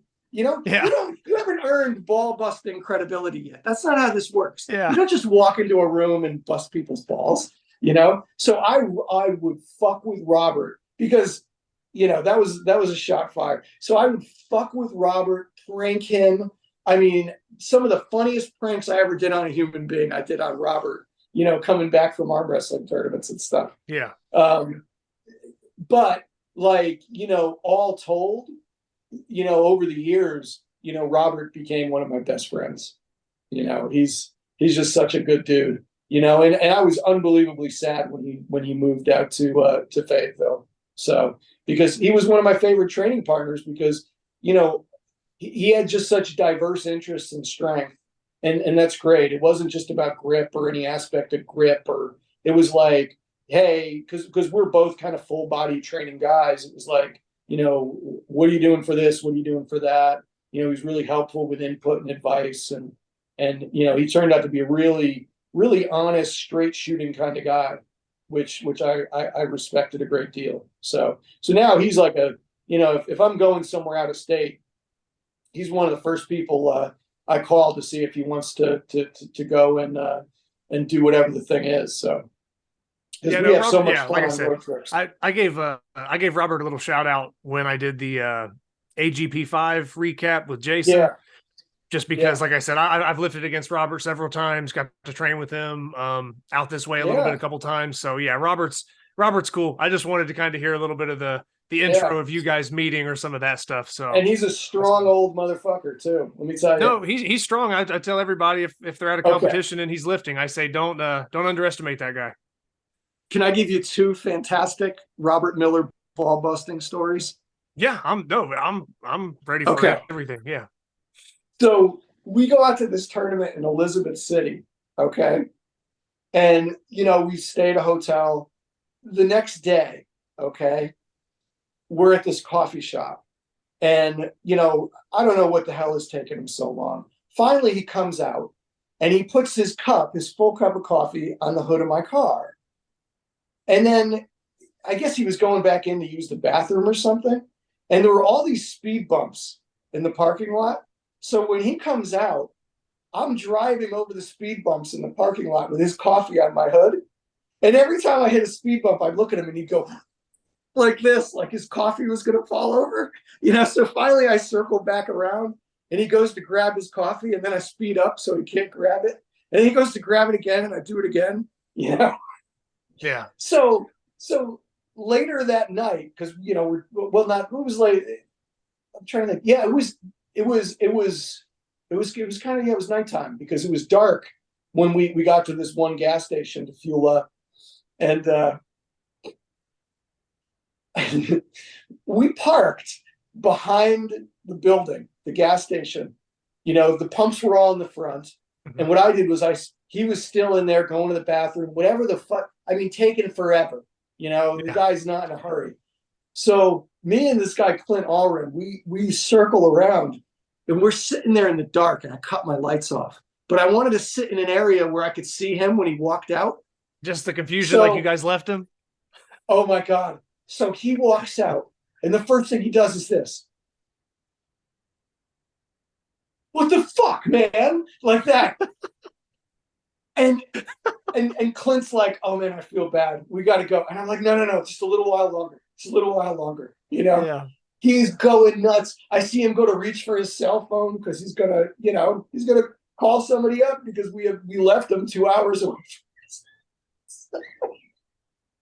So of course I picked him back up, but he was just like, man, you are an unconscionable ball breaker, But again, he's such a good sport that he actually gets a kick out of it. There's certain people you just can't do that with because they just take it personally and they think like you're doing it to like hurt them or something. And it's like, I think at that point you knew my intentions well enough to know that like, I'm just a colossal fucking ball buster. And, and also these are the experiences you have on road trips that you tend to remember more than you remember the tournaments. Yeah. I have so many funny fucking road trip stories from all these years, 26, 27 years of going to events. It's great, and I remember those, more than I remember the tournaments because I've thrown out the vast majority of my awards over the years. Like when we downsized our house, got rid of all my trophies and plaques and all of that, and there was a time I think when I was younger where those were like prized possessions to me. And then I realized at one point that, I'm not collecting trophies, I'm collecting experiences. And really the experiences I remember aren't about they don't really have much to do with the competition as much as they have to do with the camaraderie, and the fun that we had at the competition or on the way to the competition. Yeah, it's usually stuff like very similar, like any competitions I've ever done. It's usually like the dinner after or whatever sport I was ever playing. It was like you said, the road trip. There's something. It's never like the game, the fight, the competition. There's always the antics around it, and the people are almost what make it the best. Yeah, and it's like road tripping with Jason too. Like, Jason, if you get to know him, is so fucking funny, and I can't tell you how many times, we've come back from an event and, I'll drop him off or something and like my face hurts, like literally I can feel like pain in my face because I just spent the better part of 6 hours laughing my ass off. Jason's hilarious. Like I said, some of the best stuff about competing at your guys' events is just watching Jason and listening to his movie quotes. Right. I mean, that's a highlight for me. I mean, don't get me wrong. I like to live serious, but at the same time, Jason's hilarious, and I'm tuning in. And he's an elementary school administrator, right? I didn't know that. That's news to me, but yeah. So you ever see Lean on Me, Crazy Joe Clark with Morgan Freeman? Yeah. He will literally stay in character as Joe Clark, and say the same things that Morgan Freeman said in the movie to his students who are, by the way, in elementary school. Yeah. Man, like no, that's hilarious. I I could totally see Jason doing that. Yeah. Now, to shift off of that just a little bit, I'm still going to stick with competitions here. Okay. Because like we all have our, first moments or introduction to this stuff, right? So I have to bring this up because it's you and I'm hosting is, I've been training grip in my garage, and this is a few years back. I'm training grip in my garage. You do the thing. You buy a rolling handle, you find out that there's a Saxon bar. You just start buying random shit and you try it out. And that you're just lifting. Your form is terrible. You're trying to copy what the good people are doing. And at the time, it's like, yeah, there's a couple organizations, but there's like 0 events by me. I don't know anybody. It's like, where do I even do this thing?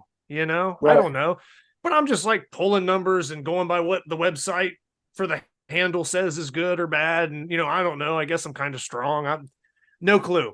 Right. So I, finally, I don't know, maybe a few months of doing some stuff. I was like, man, I always tell people, like I said, I saw Jed and Adam's videos and stuff like that. So I think I just messaged Jed, and I did not know Jed at the time. Jed did not know me at all. And I just kind of messaged him. I think I maybe had like purchased an inch dumbbell through him, like through email or something. So we had only like emailed. So me and Jed are not, at the time, like cool. We're not buddies. I'm literally a stranger in the middle of nowhere, who has like 2 months of screwing around in the garage with grip experience, and I want to buy an inch dumbbell. So that's all. That's all I got. And I messaged him and I'm like, hey, I'm trying to do grip competitions, but like, I can't find any. And he's just like, where do you live? And I'm like, North Carolina. And he's like, I think there's supposed to be one like down close to you, something. I'm like, well, okay, like shoot me that info. So it took a while for us to like get the info set up, and he shoots me the info, and it's a competition you're hosting. So that is my first ever grip competition, was one that you hosted.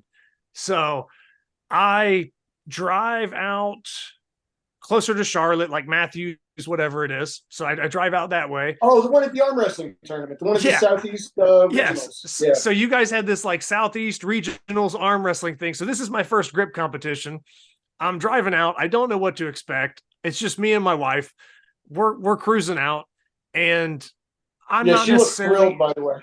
Your wife was like, I mean, I almost felt bad for her. She brought, and then I saw you guys at Clint's thing, and I was like, oh wow, she came to another one, no.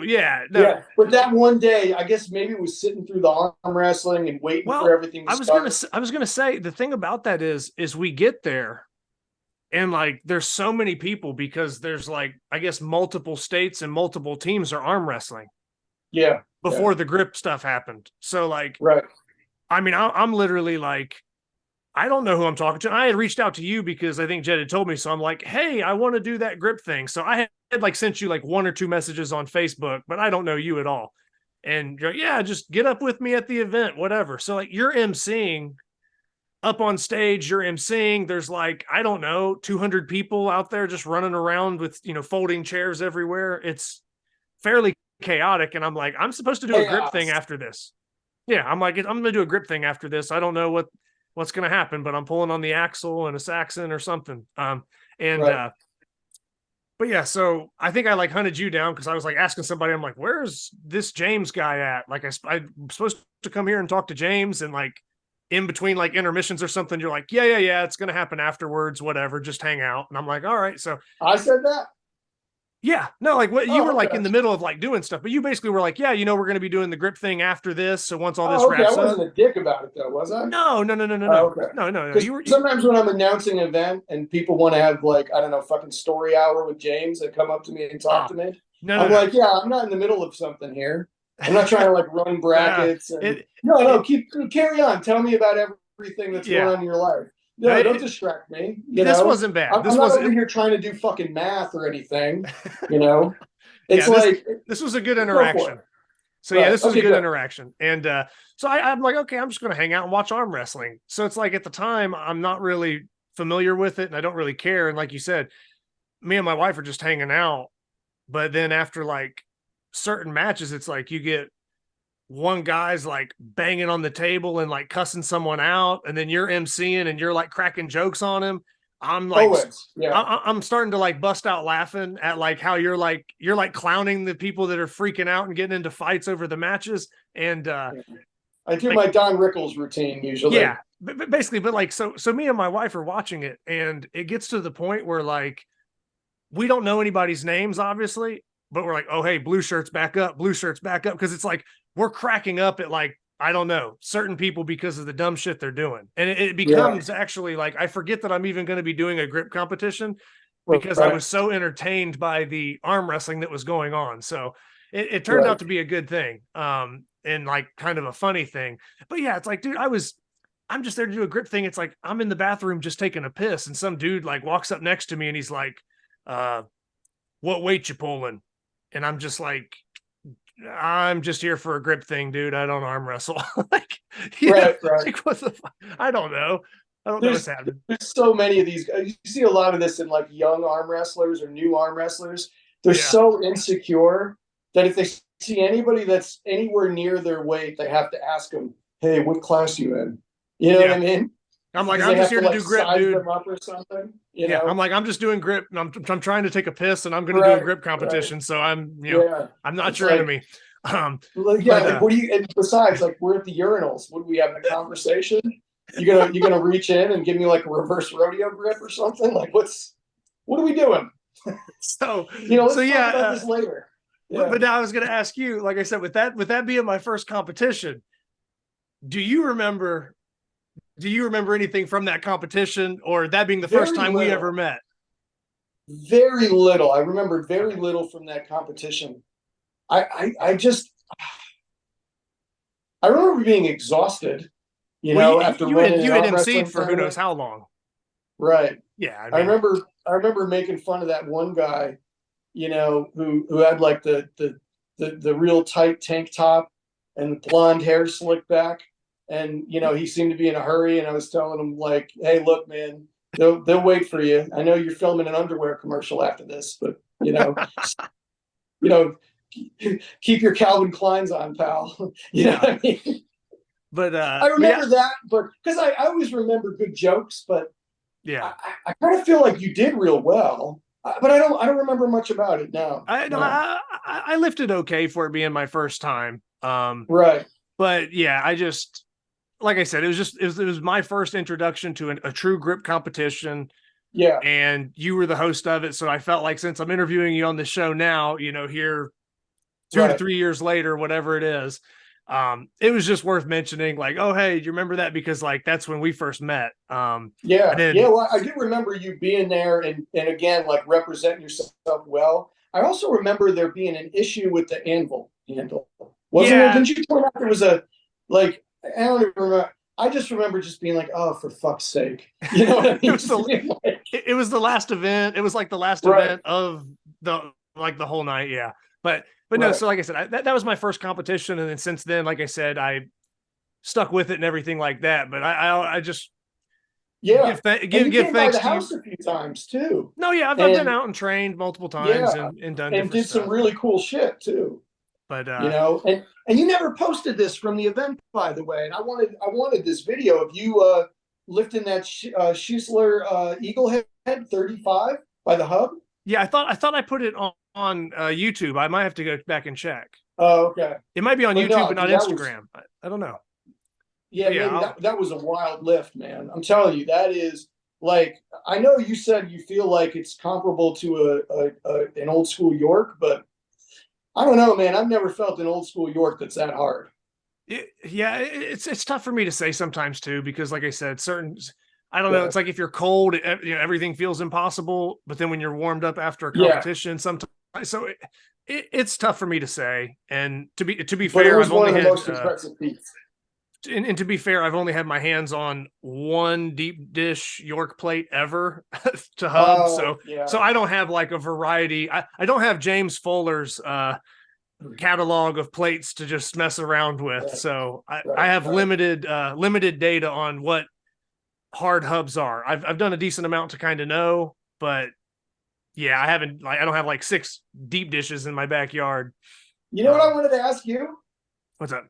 Do your listeners know the story of Blob Zombie? How that all came about? They don't. No, I that was something I was going to bring up at some point. Yeah. So yeah, Well, I just saw the picture behind you, and I was like, yeah, we should tell the story because it's pretty fucking funny. yeah. No, I'm totally down. And I want to say, well, if I just lead into it, I would say that for anybody that doesn't know, James can speak for himself, but I would say he's pretty anti-blob, or he's anti-cutting up vintage York dumbbells. Yes, the second one. He's anti-cutting up vintage York dumbbells for blob training, and I am. Most of the blobs I did not cut myself, but I have been known to cut a blob or two, or a dumbbell or two. Total blasphemy. But you know what? This is a good thing. It's like you and I, we agree on most things, right? But there can be a couple things we disagree on and still have love for each other. Yeah. Now, most people don't realize this, but if you take a York Hex dumbbell, I'm not a York Hex, I'm sorry, a rubber Hex dumbbell, okay, and you cut off the end and you take off the rubber coating, it's actually shaped like a blob. It's not as good. Okay, fuck you. Hey, I'm gonna stand my ground. I'm still what makes Yorks. It bullshit? It's not as good. You've never even gripped one before. How do you fucking know it's not as good? You're talking about like those Hampton dumbbells with the stuff. I've seen people blob those, but they're too flat. Not enough slope. I know it's a subject, but that's why the story is the way it is. Make a mold of a blob, and because anyway, all right, let's fuck that. We'll get to the thing. All right, I would be down if we could mold blobs. If we could mold blobs and save all the dumbbells and keep like the whole blob 50 thing. Yeah, and come up with a blob 52.5. That's a good. Yeah, that's a good middle ground. That's a good middle ground, but there's still something about that original. I got to at least have one. Then we can do the replicas. You know what you got to do? You got to come with me down to Summer Strong one day. No, so I would like to. Because Pops has got the Pop Soren's great. You would love him. Well, I've actually reached out to him. I haven't heard back yet, but I would like to get him on the show at some point. Well, I'm going to be seeing him not this Friday, but next Friday. Okay. So maybe I'll talk to him, see if because he is a busy guy, man. Well, and that's why I don't press the issue too much. But I would love to get down and lift the original blob and the same Thomas inch dumbbell that Mark Henry cleaned and pressed. I would love to just. I'm not going to clean it, but I'll lift it. Right. And it's everything else. It's like if you don't know, do you know about the Stark Center in Austin? Yes, yeah. I'm familiar with it. Yeah, the Museum for Physical Culture. It's got all the old weights and stuff. I'm telling you, I love the Stark Center. Been there. It's awesome. Richards is better. Richard Soren's lobby puts it to shame. Got it. Yeah, I can see just that. The lobby. Yeah, it's just. Yeah, I mean, and there's just something about being in that space that I love. And there are so many different, feats of strength that you can do, whether it's anvils, blobs. He's got like this one shackle that weighs like 150 pounds with this huge handle. You know what I mean? He's got so many different tests of strength there, and the cool thing about Summer Strong is, now it used to be at this little and that was one of my intros to grip too, was I went to Summer Strong, I think 5 with Bob Sundin, and I knew it was Richard Soren's birthday, that they did it every year for Pop's birthday, but I never met him. And like he, and I was kind of nervous to meet him. I'm never like starstruck or anything, but for some reason, like I knew he was like the history of strength, like he was a connective tissue between some of the older people. Like I'm talking about like new Andy Jackson and Bob Hoffman from York, had met the Mighty Atom when he was 13. Like, just amazing stuff. He went to the YMCA in Elizabeth, New Jersey, where all these guys that were in the fitness magazines at the time trained. So like, he was, there was this history of strength that he came with, and I was kind of excited to meet him. And before I could even say a word to him, he walked over to me and he said, "Now those are a set of forearms." And like any kind of nerves I had completely went away. And it was like, it was such a, you know, I just made a commitment to try to get back to as many summer strongs as I could, you know, but now that he has it, like they moved, Sorinex is a huge facility now. And now where they are is, you know, I mean, Summer Strong has grown into this huge event.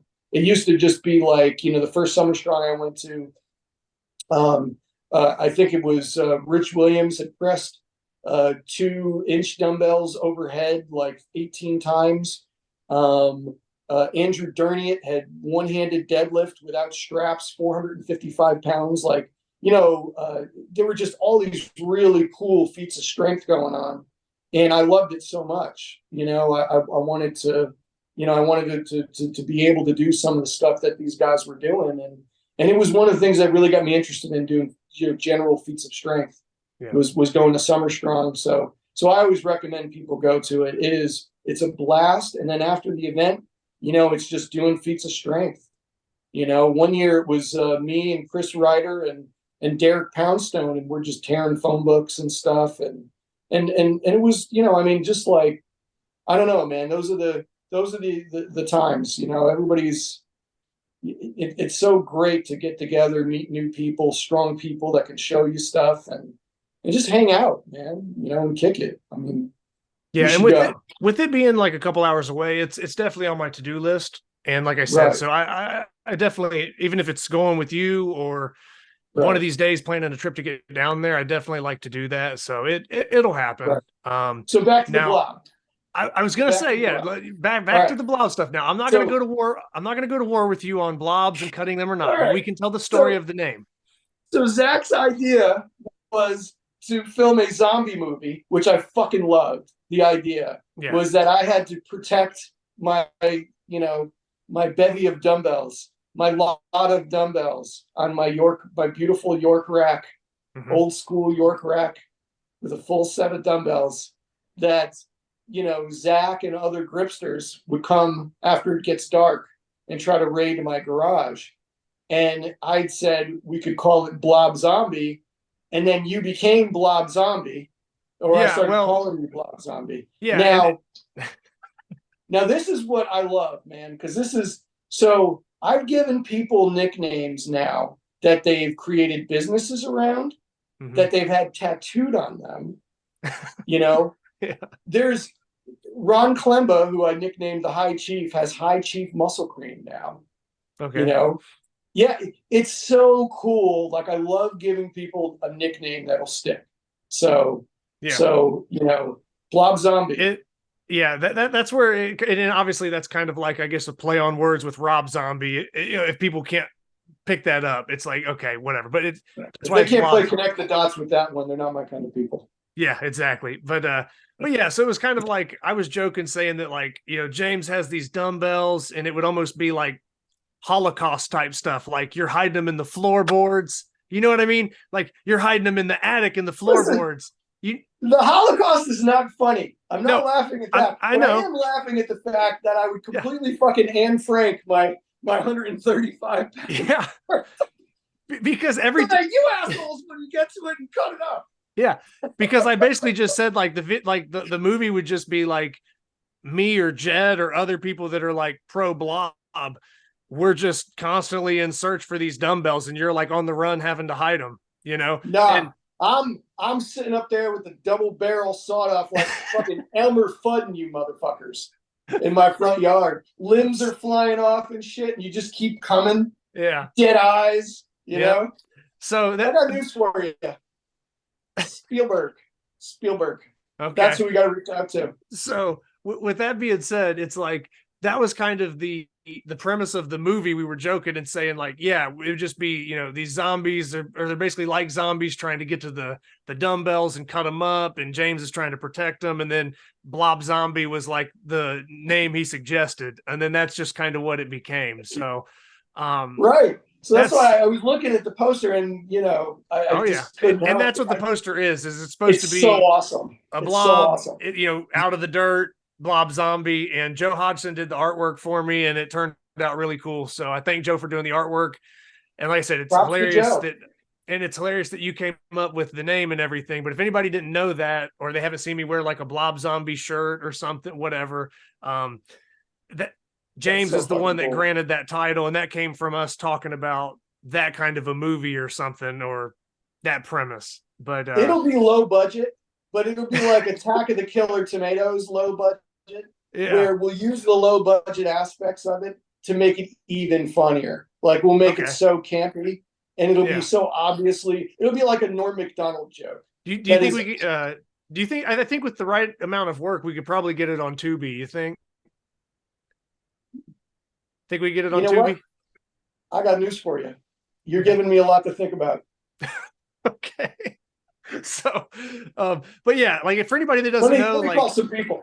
Like James would be like curling some giant dumbbell, and I'd be like, he'd be talking about doing a dumbbell curl, or he'd be doing dumbbell presses, and I would just always be in the comments like, man, like those 4 blobs look pretty nice, and it like would just always be about blob comments that had nothing to do with the actual lift of a dumbbell. So, and I think I sent you something like over my dead body, or you'd have to grab it from my cold dead hands or something. Yeah.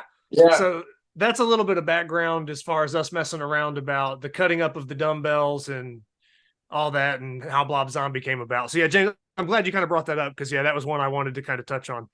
With your looks and my ingenuity, we could take on Hollywood. We could do it. We could take on the world. Oh man. So, I guess, like I said, I covered my first competition with you, talked about the Blob Zombie stuff. We've really hit on kind of the arm wrestling, the transitioning to grip, stuff like that. Man, with, I guess in the grip world, what would you deem as probably some of your, I guess, proudest moments? Not to try to get all serious on you, but, So, what are some feats that you're most proud of, or what are some, obviously you have some world records, and we could talk about that, but yeah. So not the last time I broke the Levertop record, but the time before. Mm-hmm. I hadn't been pulling more than 117 off the ground and in training, but I actually took 3 weeks off before the event, because I mean, not that anybody should or should want to train Levertop. I do think it's a good tool for people that would want to like train, a drag hook in arm wrestling. It's a very similar kind of motion. You're pronating really hard, and you're keeping everything tucked. And I think that going up in that, like I noticed over the years, even though I hadn't trained arm wrestling since 2012, that I still had a strong hook. Like people would go into my hook and be like, yeah. And really the only thing I was doing was heavy preacher curls, and the Levertop. And I never trained it, I only trained it religiously for like an 18-month period, and that was when I broke the record the second time. And I think I got it up to like 115 or something. And then in training, I was at 117. So I went to this one event, and I want to say it was 2 years ago at New and Used Gym Warehouse and Store in Hickory.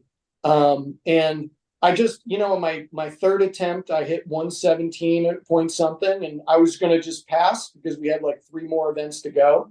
And Cody Ward and Mike Bianchi were like, come on, man, it's 4 more pounds.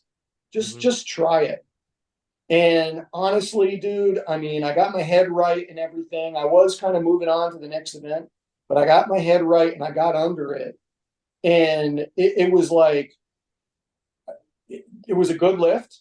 And I landed it, and I think it's one of my proudest because I wasn't expecting it. When I pushed it to 122, I was expecting it because I knew I was doing that in training or thereabouts in training. So I had a feeling I could get about there, but when I was only hitting 117 in training and managed to pull 121, I think it was the aspect of it that it surprised me, that really kind of hit home. It felt like in like 2002, I arm wrestled a guy named Mike Surplus, who was like one of the best lightweights in that part of the country. And I had beaten a guy named Norm Devio for the first time earlier in the event.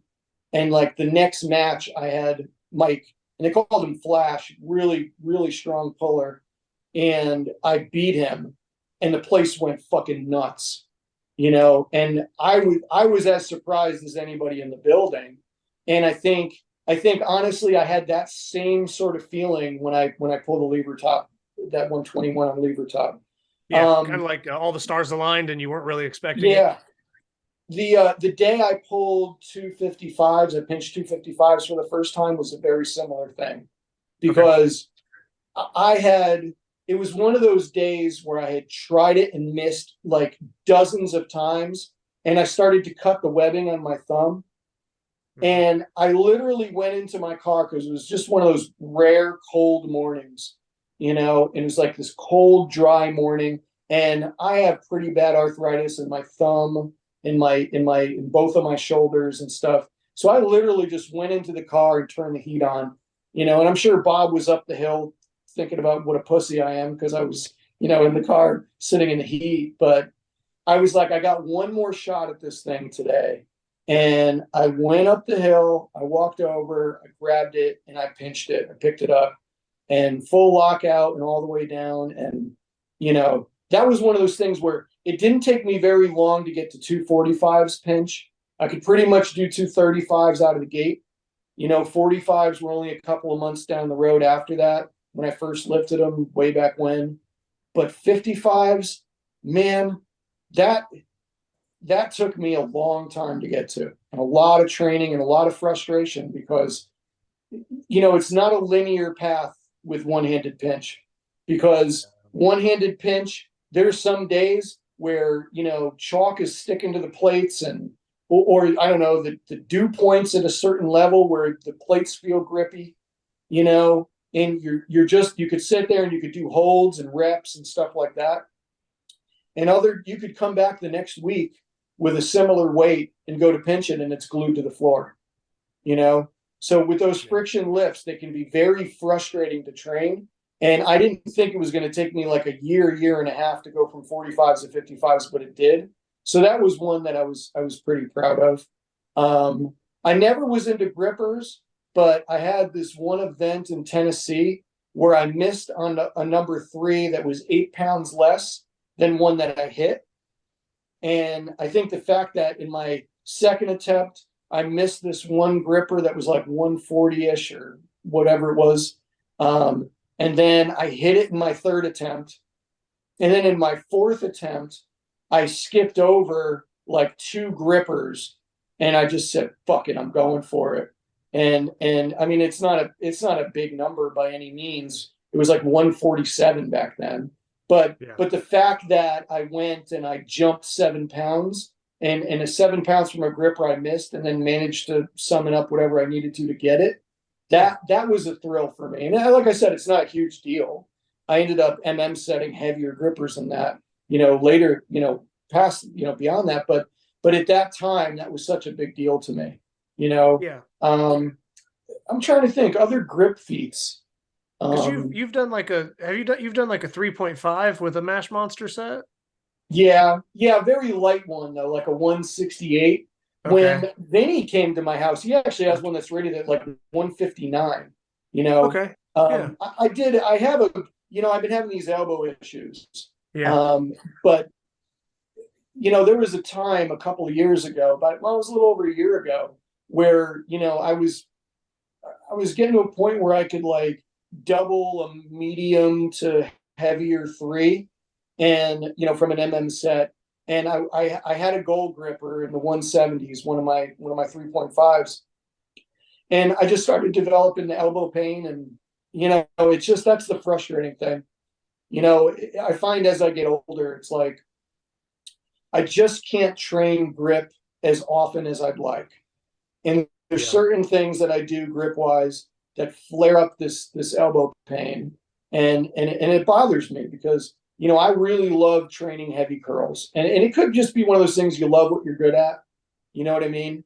Yeah. And I try to train everything, but I really love training heavy curls because, I mean, I'm good at it. I've really like the progress I've made in it. I'm so unbelievably proud of, and I've been on the shelf for months doing heavy curls. Today, I think I did a single that felt pretty light actually with 90, just and did it without pain.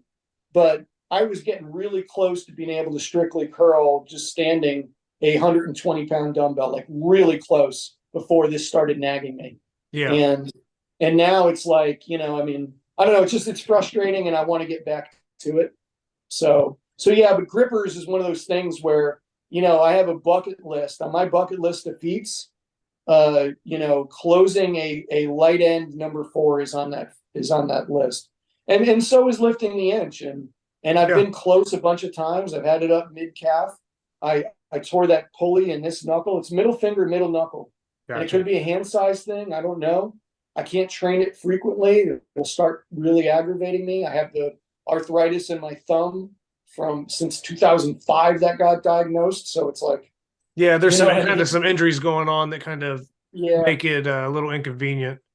But I mean, look, it's like right now I'm really focused on going and pulling the Denny stones. But after that, like, and after I get a better lift with 10 pounds on the Weaver stick, like one that I'm really satisfied with, I mean, my grip goal, I'm going to have 2 of them: lift the inch and then close a light 4. I think Bob has got one that's rated like 194. And I mean, it could take some doing, but I really think, I know what I was doing when I used grippers as my main move, how, like, if I specialized it, I could make progress. And it's a very slow thing. And I do think it would take me, a 1.5 to 2 years to get to that point.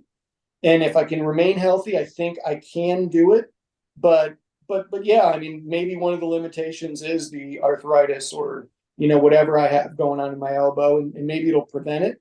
But I'm hopeful that I can have a chance to train it at some point in the future and at least go for it, Okay.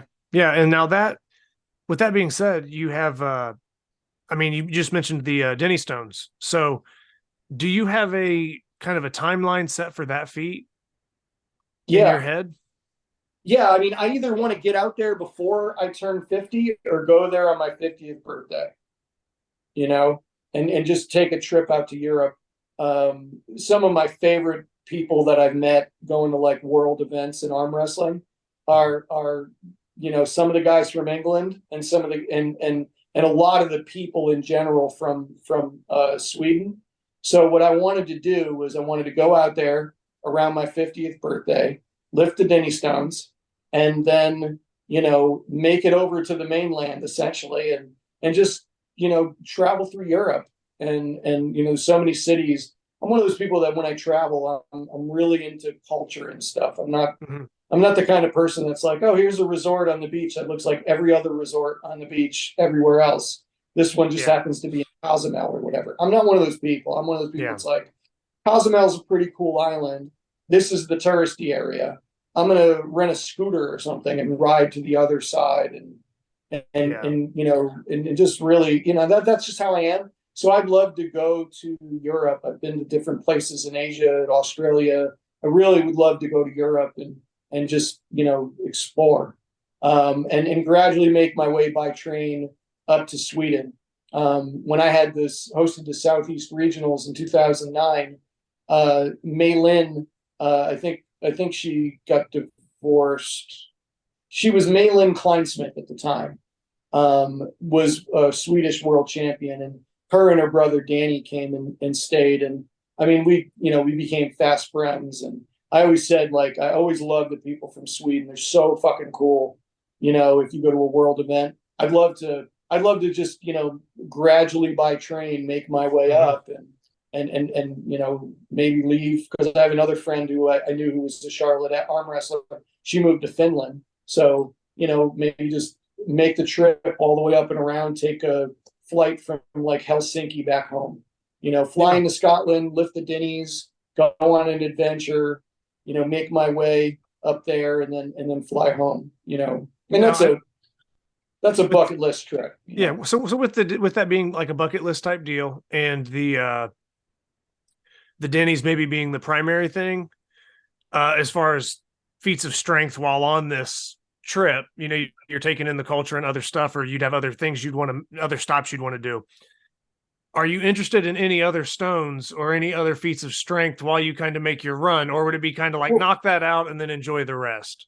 Not really there, Okay. to be honest with you. I mean, I don't think the way that I'm not sure that I'm pretty sure I would never have been able to do this but since my car accident in 2018 and my hip and my knee and then the shoulder surgery, there's no chance of me picking up and the Husafell stone or something and walking with it. But it would, that I think if I didn't have the unfortunate accident and was healthy, I think I would go for that.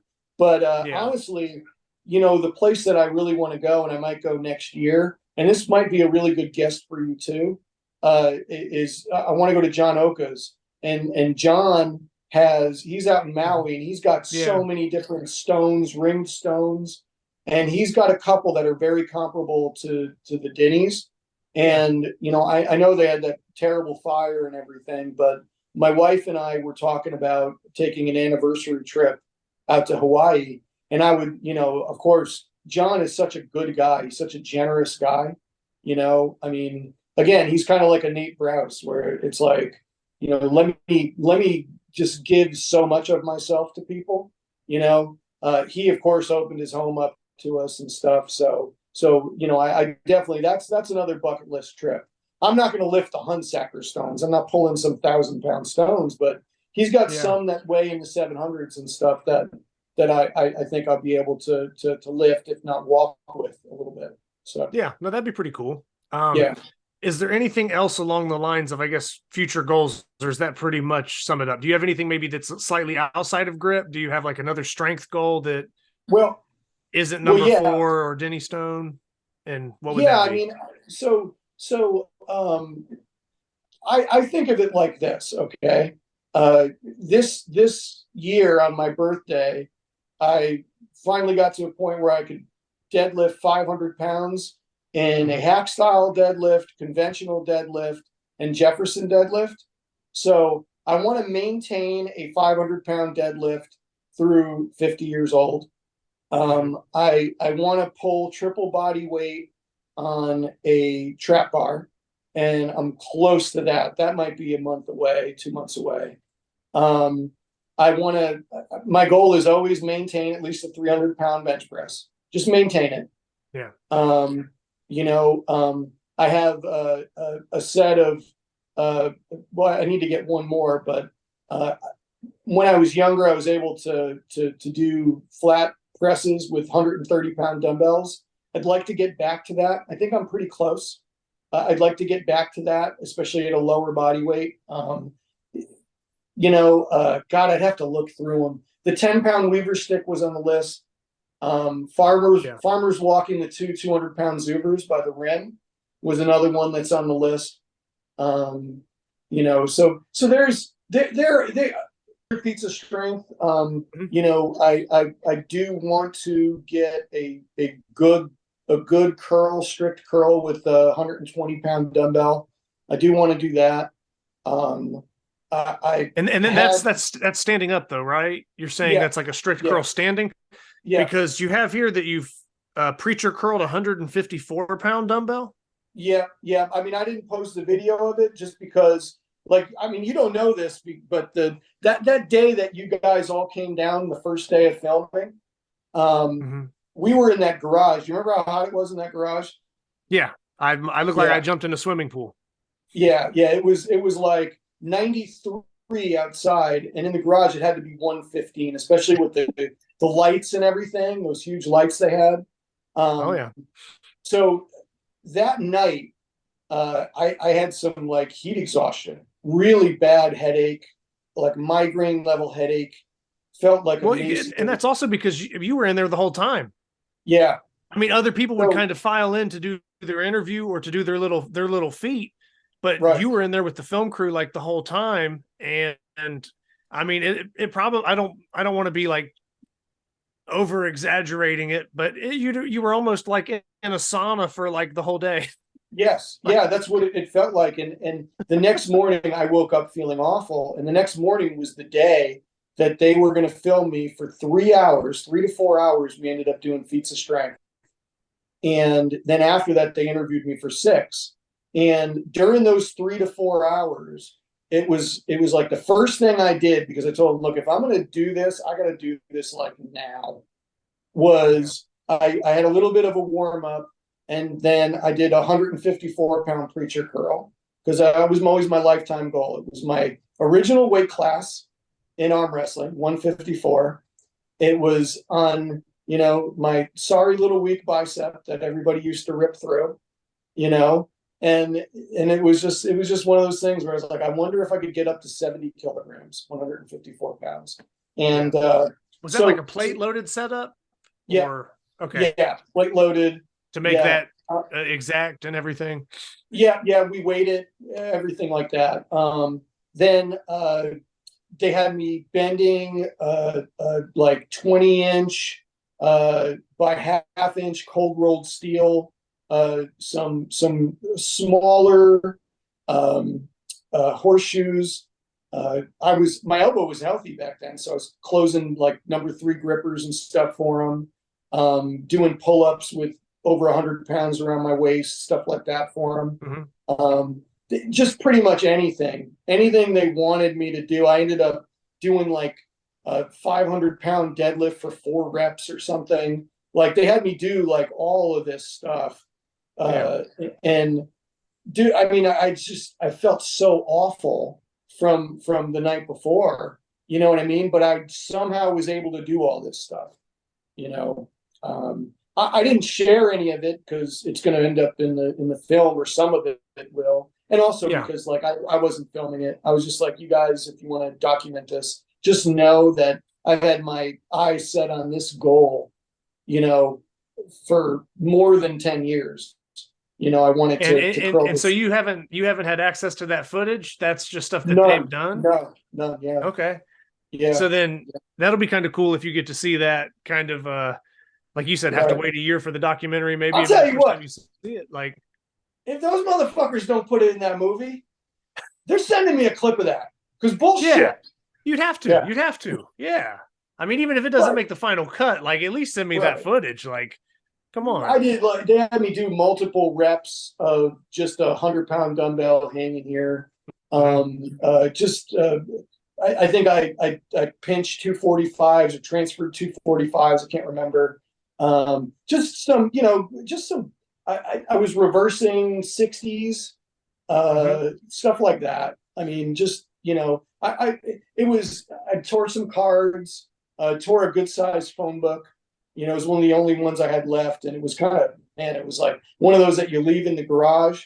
And for the, people that don't live like where the humidity is here, you leave a phone book or cards in a garage, in this sort of climate, it gets a little harder. You know what I mean? Yeah. They get a lot harder. So, but yeah, I just worked so hard for those 4 hours, and then we went and got food, and literally they wanted to come to my office and interview me. So we were in my office and they conducted, interviews for, it was morning until it got dark out. That's how long we spent. So it was a lot, but yeah, I mean, I was able to, I put a lot of pressure on myself. It's like, here's a documentary crew here. I've been, prepping for this lift for 10 years. I'm pretty sure I can do it, but who knows? You know what I mean? Yeah. And the other thing people don't realize too is that, people think, well, yeah, you throw that dumbbell over there, you get cocky at some point. It's like, no, every time I threw a dumbbell over a preacher bench that weighed 100+ pounds, you get a little nervous. The thought crosses your mind that you could tear your bicep. I mean, there are bicep tear compilations on the internet for people trying to do heavy preacher curls. So, so for me, it was like, every time I would do something like that, I was nervous enough. I didn't need, the documentary crew there to help with the nerves, but But I do think the nerves helps a little bit. There's a psychological theory. It's called Yerkes-Dodson's law. And what it dictates is that there's an optimal level of excitement, anxiety, arousal for any given task. And I think, I can't tell you how many mornings, I'd be out there and it's like, I just don't feel like I'm waking up. And then once I put that heavy dumbbell over there, I'm like, okay, shit's getting real right now. And all of a sudden I'm alert. It's like I hit an ammonia salt under my nose or something. I'm like, this is about to get fucking real, and there's a part of me that loves that feeling. And I think there's a part of me that's why I do it. But, I had all these people on the internet that goes be like, oh man, someday your bicep's going to tear and it's going to be in a compilation. And, they're almost rooting for it. And I don't know. They think that I just fucking train like a stuntman or something, like I just go out and like, I'm going to fucking Tom Cruise off this building. No, it's like I gradually built up the strength to do the thing. It's not like there's a plan. I didn't fall off a bread truck last week and decide, I'm going to curl somebody something heavy and something tears. No, it's not that. It's like you gradually work your way up to a point where you can do something like that. Yeah. So basically that answers the question. No, it absolutely does. Because like we've kind of covered the big curls, the future stuff, Denny Stones, number 4s, a lot of stuff. Now, what I was going to, I guess, go into next is there anything that you would personally like to kind of discuss, or maybe there's something that we got on some tangents and we left out? What's going through your head? Here we go. Hand size. Okay, this could get interesting. I know, because I heard your last one and I was like, oh, we got to have this talk. Okay. Yeah, I'm open to discuss hand size, and I'm sure everybody that is either, I don't know, anybody tuning in probably has their opinions. And like I said, I'm not so dead set one way or the other for certain things. Like I said, I'm very open to this discussion. So I don't have like some like bias coming into this to where I'm going to, I don't know, battle with James and say stuff that isn't true or, at all costs. So it's okay if you battle with me. No, it won't be a battle. I will love you the same, Zach. It's the end of it. Just the opinions here. So you can let me know. All right. So we can discuss it. Think about this. Okay. You have an event where there is like, and I know Andrew Pankey was making these, I think he called them like the eliminator or the equalizer. I think it was, they were different size rolling handles that had a little barrier here. So you couldn't connect your fingers. I kind of know what you're talking about. Yeah. And he said like, if you had a bigger hand and you thought you were going to get away with, grabbing the 1-inch one and lift a lot of weight, you weren't. You had to find the one that fit the right hand size for you. So if you had that as a thick bar, if you had an adjustable pinch device, okay, if you had, choked or block setted grippers, okay, and then maybe you take something that isn't as hand size dependent like a hub, okay, now it's like, I think this is the best way to find who's got the strongest hands, right? But once you get to a point where it's like, if you're looking for pinch strength, right? And this was always my issue with the flask, okay? If I was in a room with Cody Burns and Bob Sundin, and we were on a pinch device that had good grip, they're going to outlift me every time. The texture was not the limiting thing, right? Mm-hmm. They were going to outlift me every time. Perfectly willing to admit that. I've pulled more than both of those guys on flask.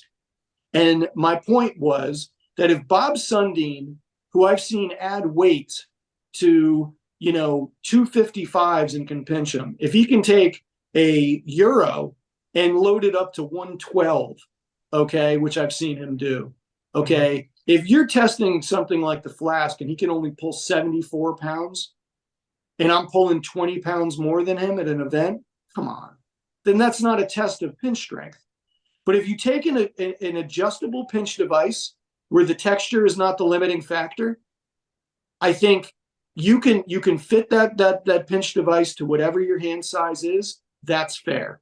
It's like if I remember one time, and this is another great example. I was at Garage Night at Nick Rosenthal's after the Arnold one year, and he had a flask, and I was kind of going head to head on two-hand pinch with Chris Rice, and I ended up pulling more than that. Chris Rice's two-hand pinch is better than mine. Yeah. It's better than mine. He's 74, and it's probably still better than mine, right? Yeah. But, you know, I was the first person to pinch over 200 on the flask. I was like the first one on the leaderboard to do that. I don't know what the number is now. It's probably way above that. Oh, the current GSI record is 245 pounds by Joel Dirks. Oh, okay. Yeah, well, that's phenomenal. If you catch my drift. Oh, are we talking Nick Sanders math? Is that what you're talking about? Yes, okay. A little bit there. I digress. All right. So you have an adjustable pinch device that doesn't limit by texture or hand size, you know, and you make all of the lifts one-hand lifts. All right. Now you're taking body weight and hand size out of the equation, and we're looking for the strongest hands. Now, that's if we're looking for the strongest hands. I get that there are a myriad of grip devices, and I think it's kind of cool that there's all that variety. It is, as they have always said, the spice of life, yes? So you can have a variety of grip devices. That's fine. But if we are actually looking for the strongest hands, not the strongest big hands, we're going to get rid of, no offense, the Andrews axle. We're going to get rid of the 3-inch Saxon bar. You know, it's like if I can two-hand pinch all of this weight on a 2-inch 2x5 Saxon bar, okay, then you bump it up to 3, and I can barely get my fingers around it on my right hand. I'm not going to pinch that much weight on that. But is that an indictment of my ability to pinch or my lack of grip strength? I submit to you that it's not. It's just, you know, I have a smaller hand. It's like, I just think that certain events are suited to different sized hands and stuff like that. But if we can mitigate hand size and just make it about strength, that's a pure way to test grip strength. Doesn't mean that we can't have grip events where we contest Andrew's axle and all that. Yeah. But if we're looking for the strongest hands, we're not going to have some, you know, two-hand lift that, you know, a bigger guy that maybe has the same hand size but more muscle mass is going to pull more weight. It's going to be a one-handed lift with adjustable grips that fit the competitor's hand so that we can see who has the strongest hands. And I'm not saying to equalize it for me. This goes back to the conversation you and I were having earlier about the arm wrestling strap. You know, it's like, and I don't know if we were recording at that time, but I had said I'd found so many advantages in pulling in the strap that I'd submitted when I was a board member with the USAF, the design, and had a prototype of a strap that was Velcro that threaded in the middle of the fingers and threaded in the middle of the strap. So there was no advantage to one side or the other. And I did that not because it helped me. I already figured out how to use the other strap to my advantage. I didn't want an advantage, you know, and I'm not saying I'd have the strongest hands. I would not pull what other people would pull on the hub because I could give a shit. And I would not squeeze grippers other people would squeeze. But I think you could start including guys like Yves Gravel or a younger Bob Sundin or Eric Milfeld, you know, into, you know, they'd be in sort of this or a Darren Shulman is a great example of a guy who's 150 pounds and has hands my size that has got an unbelievable grip, is well-rounded, strong, but you know, you put him in a thick bar event, he's not going to pull real well. And it's not because he doesn't have strong hands. It's because it's an implement that he can't get any real purchase on, you know. And then that's how I feel with that big Saxon bar. And you know, with anything like a 2-inch grip, I'm fine with. You know, I mean, I can pull over 200 on a 2-inch rolling handle, and that's pretty damn decent. It's not, you know, I'm not setting the world on fire. You know what I mean? But I'll take that. That's an indicator of my thick bar strength. Well, but if you put me on a 2.5-inch handle, now you're going to start seeing people who would admittedly have weaker hands and wrists than me pulling more weight. Yeah, and pulling more weight than a Darren Shawman. Yeah, and I think my thing is like with a lot of these things you're mentioning, it's like I don't necessarily disagree. It's so I'm not coming at it from like, oh, here's a rebuttal to what you said. Right. I get the points and they're valid. And I mean, there's different things like adjustable thick bar, the Euro being adjustable. That was kind of part of, you know what I mean? The Euro's deal is that it can be adjusted to different widths and stuff like that. So I think that if somebody wanted to host a competition where everything was customized to a hand size, right, that would be an interesting take on it. I just don't know that, like I said, and there's promoters that have the freedom to kind of do that. So like I would compete in that, but at the same token, it's like and I know I'm going to sound crazy when I say that, but like if there was like a 4-inch or a Saxon, a 4-inch Saxon or something, I would show up and pull on that too. I realize that's not optimal for my hand, but I don't care. It's like, are you fucking crazy? What's wrong with you? But no, but all I'm saying is that like there's several lifts where, I mean, I deal with it now. Like there's people that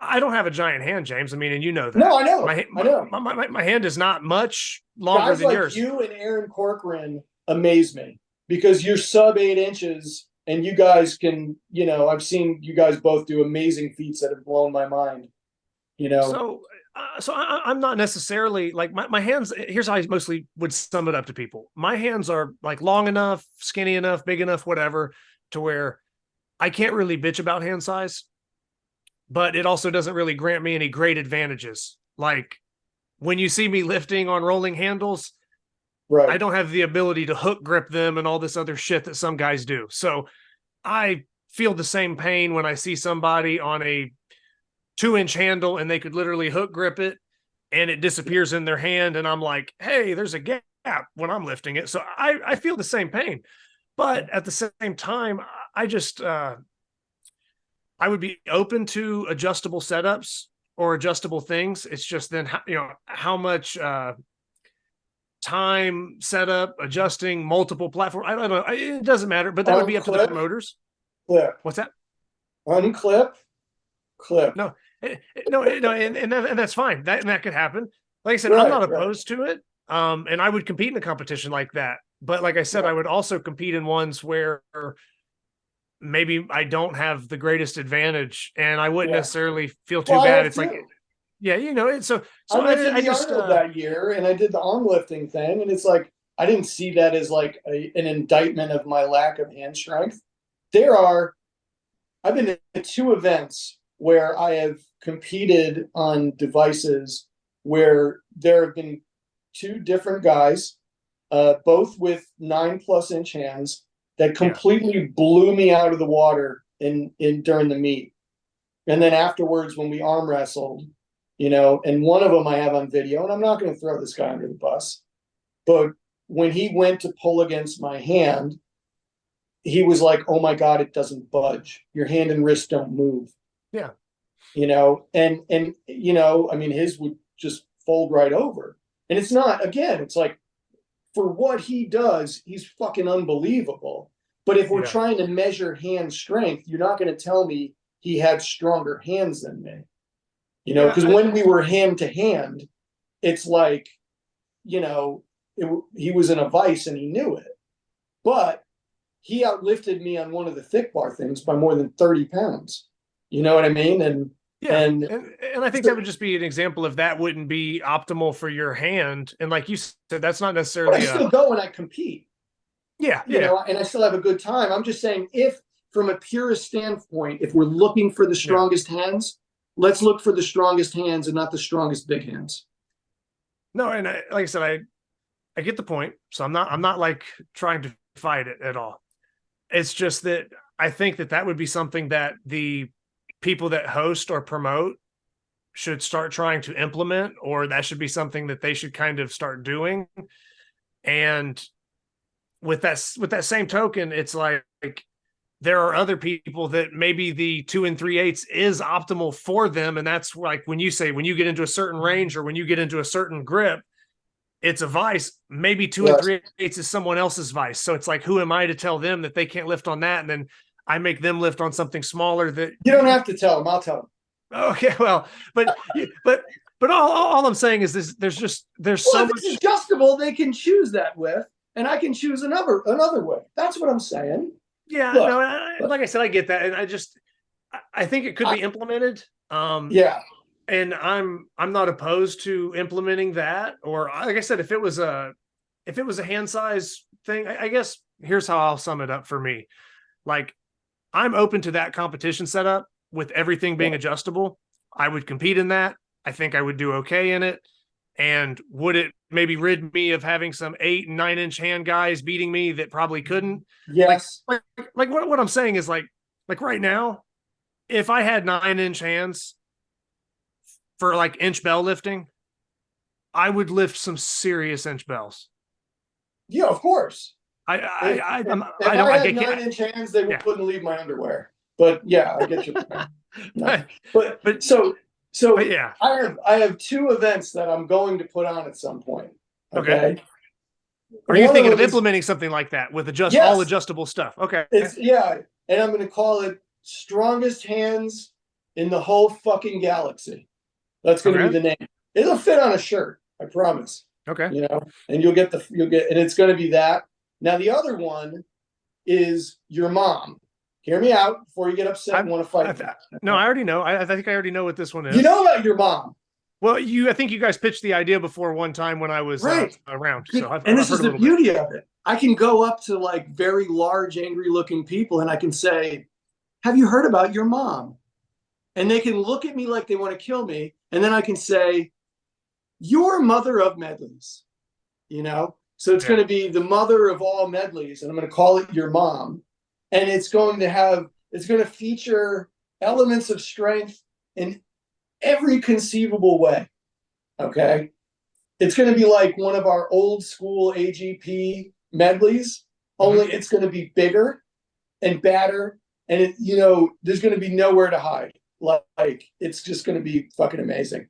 And okay, this is where we're going to tie a few things in. All right. Okay. Not big on the whole psychoanalyst, though I am kind of a Carl Jung fan. However, Freud on the shirt. Okay. This is a concept. Bear with me. He's leaning in and he's looking at you all judgmentally. Okay. Pointing a finger at you. And then there's one of those little word bubbles, like you used to see in the comics. And it says, your mom. And then at the bottom, mother of medleys. Then on the back of the shirt, okay, this is when we really start getting fucking artistic. On the back of the shirt, a checklist, okay? And on the checklist, every single one of the feats of strength. And it starts at the neck, and it goes, depending on how long the shirt is, it either goes down to the middle of your back or it goes all the way down to your ass. Like just a list of every single feat in the event. And at the end of it, we check off everything that you accomplished in the event, and you have that shirt in memoriam, time in memoriam, to remind you of the time that you conquered your mom. Come on. I think I'm a fan of medleys anyway, because I like being well-rounded. Well, I got news for you. This is your guy. So I'd be down to compete in that. And no, this is your girl. This is your girl. And that kind of like I said, I don't want to like go too crazy on the hand size thing. With that being said, you get what I mean. But like, we will control for hand size with the your mom event too, by the way. Well, but like what you were saying was like, if it's the strongest hand, then doing one, there are certain guys that have a really strong dominant hand, and then their other hand is weak as piss. So sometimes I kind of like contesting both, or seeing, okay, right. So I'm not opposed to two-handed lifts or testing both hands and adding them together for a total, stuff like that. Or like me, my left is better with pinch, but my right is better with thick bar. Yeah. Like that. Absolutely. So yeah. So I think having a level of balance also would be cool for those kind of competitions as well, as opposed to like always being a single hand. Well, if we're going to do single hand, maybe measure both hands. That way somebody doesn't get away with having one side of their one hand that's like phenomenal and the other hand is average, because there are some guys like that out there. Right. So like I said, that's just like small stuff. And really, when I discuss hand size, my only critique, I never critique adjustable devices. It's the most of the time when I critique somebody or I critique the hand size debate is when somebody instantly thinks that because we make it a hand size competition, that they're now just going to instantly have elite level strength and be the best, and it's going to like boost them up in the world. So does that make sense? Yeah, I do, but this isn't about me. No. I'm not saying you. I'm talking about there's other people. There's other people I talk to. Everything that I've done, though, when it's come like even with arm wrestling as a promoter, when I did promotions, everything was about trying to create as level a playing field as possible. Because, I really do want, it's like, look, anyone with any sense that has any, life experience, any real life experience understands that, maybe you never achieve a perfect meritocracy in anything, but that's not the goal. It's the city on the hill. It's the thing that you strive to create, that you try to move towards, so for me, it's always been about a level playing field, and it's like, if we can find a way to mitigate hand size in any way, so that we do try to find these strongest hands, then I think there should at least be a couple of major events that do that. And I'm not saying do away with the Andrews. Look, I went to Legends, had a great time at Legends, of course, catching up with people, all that other stuff. I thought it was a great event, but if you look at the medley, it was like thick handled dumbbells. It was blobs. Yeah.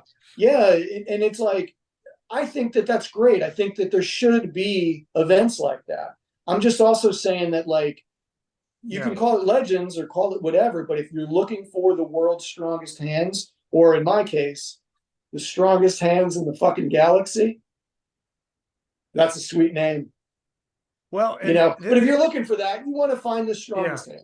And the only thing that I would, that I guess I would kind of fear for that, right, is let's say that it is adjustable and the person can choose. Right. Well, what if, like, okay, let's say your optimal range, and I'm making this up, but let's just say for a rolling handle, your optimal range that James thinks he can pull the best number on is, 1 3/4 inch. So just under 2 inches. And you feel like that would be a strong grip. I've been pulling on 1 3/4 inches since I'm 15. Okay. So. And yes, that is a euphemism. And yes, it is a masturbation joke. Go ahead. So let's just say that was the handle size you chose for your competition, right? Now, if the goal is to find the best, what is to stop the guy with giant hands who's going to outlift you on that? Like, let's say Carl decides, like, well, 1.75 is my optimal range. Like, who's to determine what's optimal? You're using that equalizer grip. You'd have to almost put something in place. There'd have to be a measurement. Well, that's what he had. That's what he had. He was making crushers that had something in place, like a little, like a bar panel. It was like a bar, Yeah, and you couldn't reach past a certain point on it. Yeah. And I mean, I don't know what happened with FBBC and Selaney. Obviously, you have your own experience with that. Yeah, I saw Andrew at Arnold's this year. He was with Darren Shulman. It was cool to catch up with him, but he's been so busy with other stuff in his life and his move. But I mean, FBBC was starting to produce those, and I thought that would be ideal. And look, maybe I'm the guy that has to put on the event. Maybe that's it. Maybe I'm just the guy that but like, I think it's important that that, like, you would be willing to put on the event, but then at the same time, you're also saying that you're not trying to stop all the other events. So you're not saying, like, well, this is the only contest or this is the only way. Right. And this doesn't apply to you and I, because of what we got going on. But whatever blows your hair back, like, do what you like. I'm a libertarian guy. This is by choice. Well, this fucking isn't by choice. All right. And it hasn't been by choice since I'm 16. All right. Do you have any idea what I've been through? Do you have any clue? My hairline was running from my face at 16 years old. Oh, man. But yeah, dude, I think the big thing with I guess my last point with it, like I said, I'm not opposed to equalizer stuff. I'm not opposed to it being measured out. I'm I'm all for it. I'm all for really any format. I don't care if it's I know, which is cool.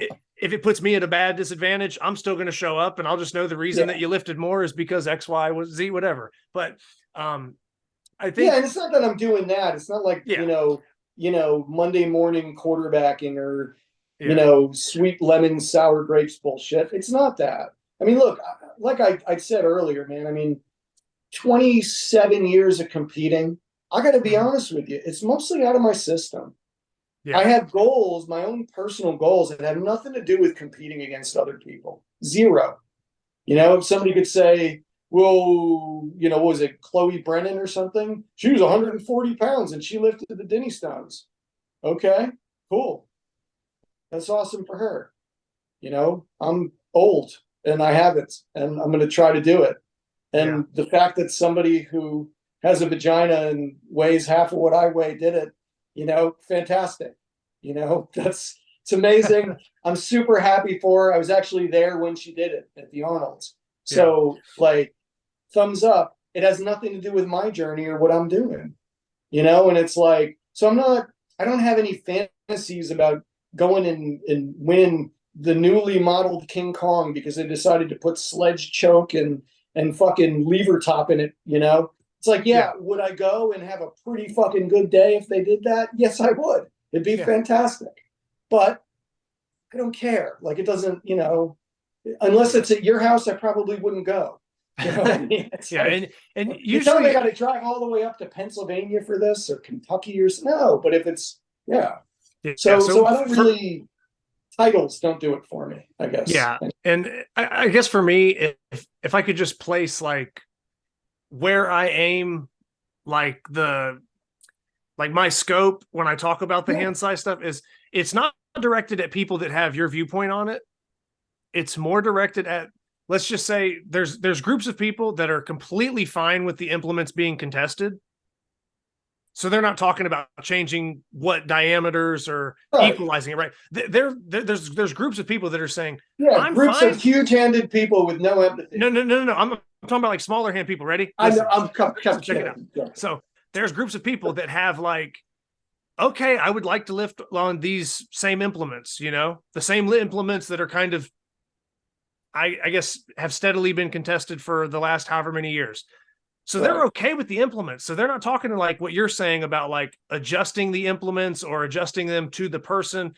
What they think is that if I still lift on that 3-inch Saxon bar, but we do it by hand size classes, I'm going to be better. And I think that's a lie to themselves. Right. I see what you're saying. It's so that is my biggest heart, because it's like, okay, if you have sub 7 hands, guess what? You get to go against Yves Gravel. Okay, you have 7.5-inch hands. You think that's going to put you in first place in the world? You get to go against Joe Hodgson. Have fun with that. James Retarides. Yeah, but you get what I'm saying though. It's like you got 8-inch hands. Right. Have fun pulling against Ben Helms. Okay, you got 8. You got 8+. Go lift with Carl and Jed. Joe Hodgson's only 7.5. Really? He's only 7.5-inch hands. Yeah, Joe's hands are smaller than mine, and Joe's lifted 120 Legacy. He's he's close to lifting Blobzilla, and Joe's lifted some fucking heavy bells. So, Kanahura, Joe Hodgson. Good for you, buddy. But that was kind of my thing, James, is like, there's these people, and that's, so it might seem like I kind of bash the hand size thing. It's not what you're speaking of. What I'm bashing more is these people that think that like, well, damn, I got 8th place right now in this event, but if we did it by hand size, I would be first. Yeah, and it's like no, you're not instantly going to be like one of the elite guys, right? You know, if we just change it by hand size, you don't instantly go from being like average to now you're elite because we changed the classes. So that's my take. So like I said, I don't have any issues with the tournament formats you're discussing. There's just a delusion with some people that they think that like, well, if I lifted against, you know, people with my hand size, well, of course, there's no way I could be average. I would always be strong. And it's like, you know, no, because it doesn't. I similar. figured this out when I arm wrestled.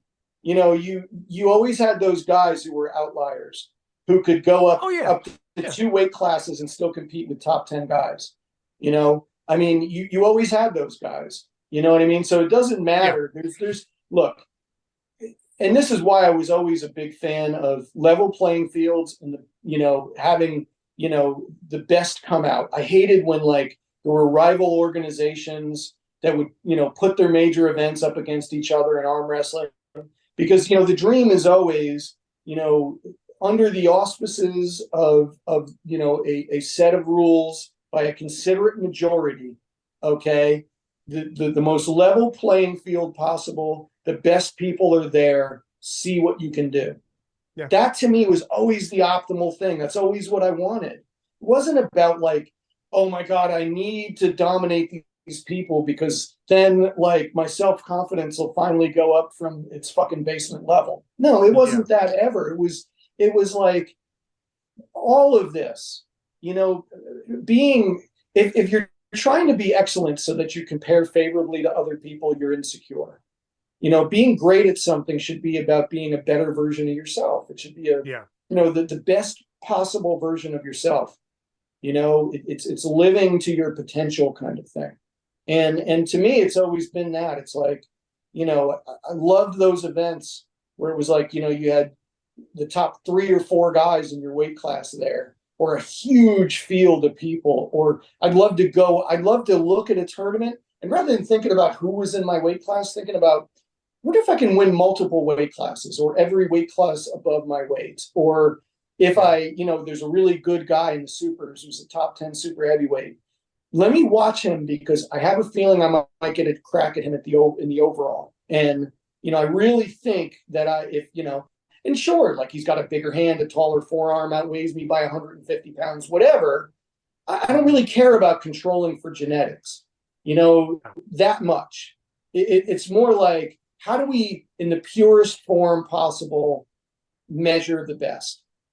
And it's like, I do think that we should take time to consider these things and not just say, I don't know, this year we're going to have the blob trainer lift world's heaviest walnut from the floor. It's like, fuck, we should have a set of maybe 4 standard lifts that are not hand size dependent, that can measure the strongest, at least at 1 or 2 events a year. And then if you want to find out who the freak show is that has the biggest, strongest hands, have at it. You're basically creating world's strongest man for grip. Congratulations. It's like, go for it.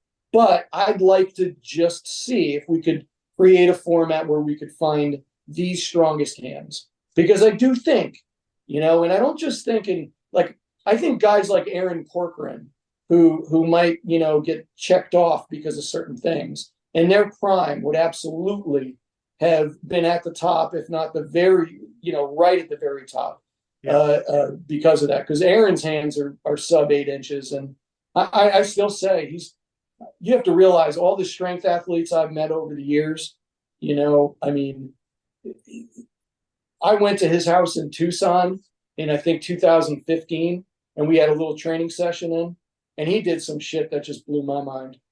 And he was showing me some of the old bends that he did. And you got to realize this is before the gold nail, and he had bent heavier stock than the golds, just, and he did it in single imps, just unbelievably explosive strength athlete that if you controlled for hand size at certain points in his career and grip, probably would have been considered the strongest hands.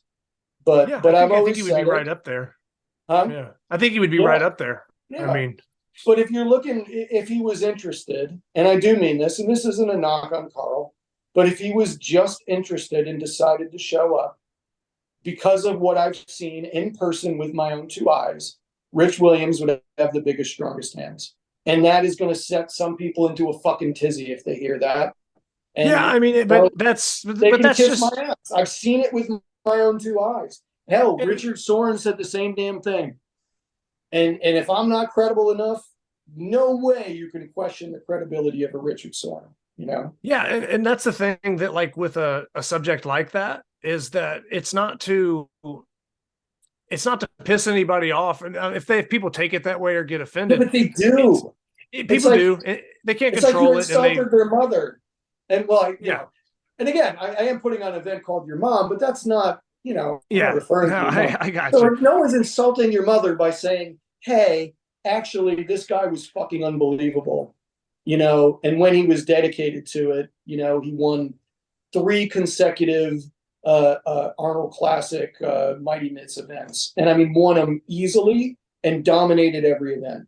So you can't tell me just because he walked away after his third and he was doing other stuff and, life happens, that somehow he's just not in the equation and, he's a Sasquatch and all these other things that I heard about him.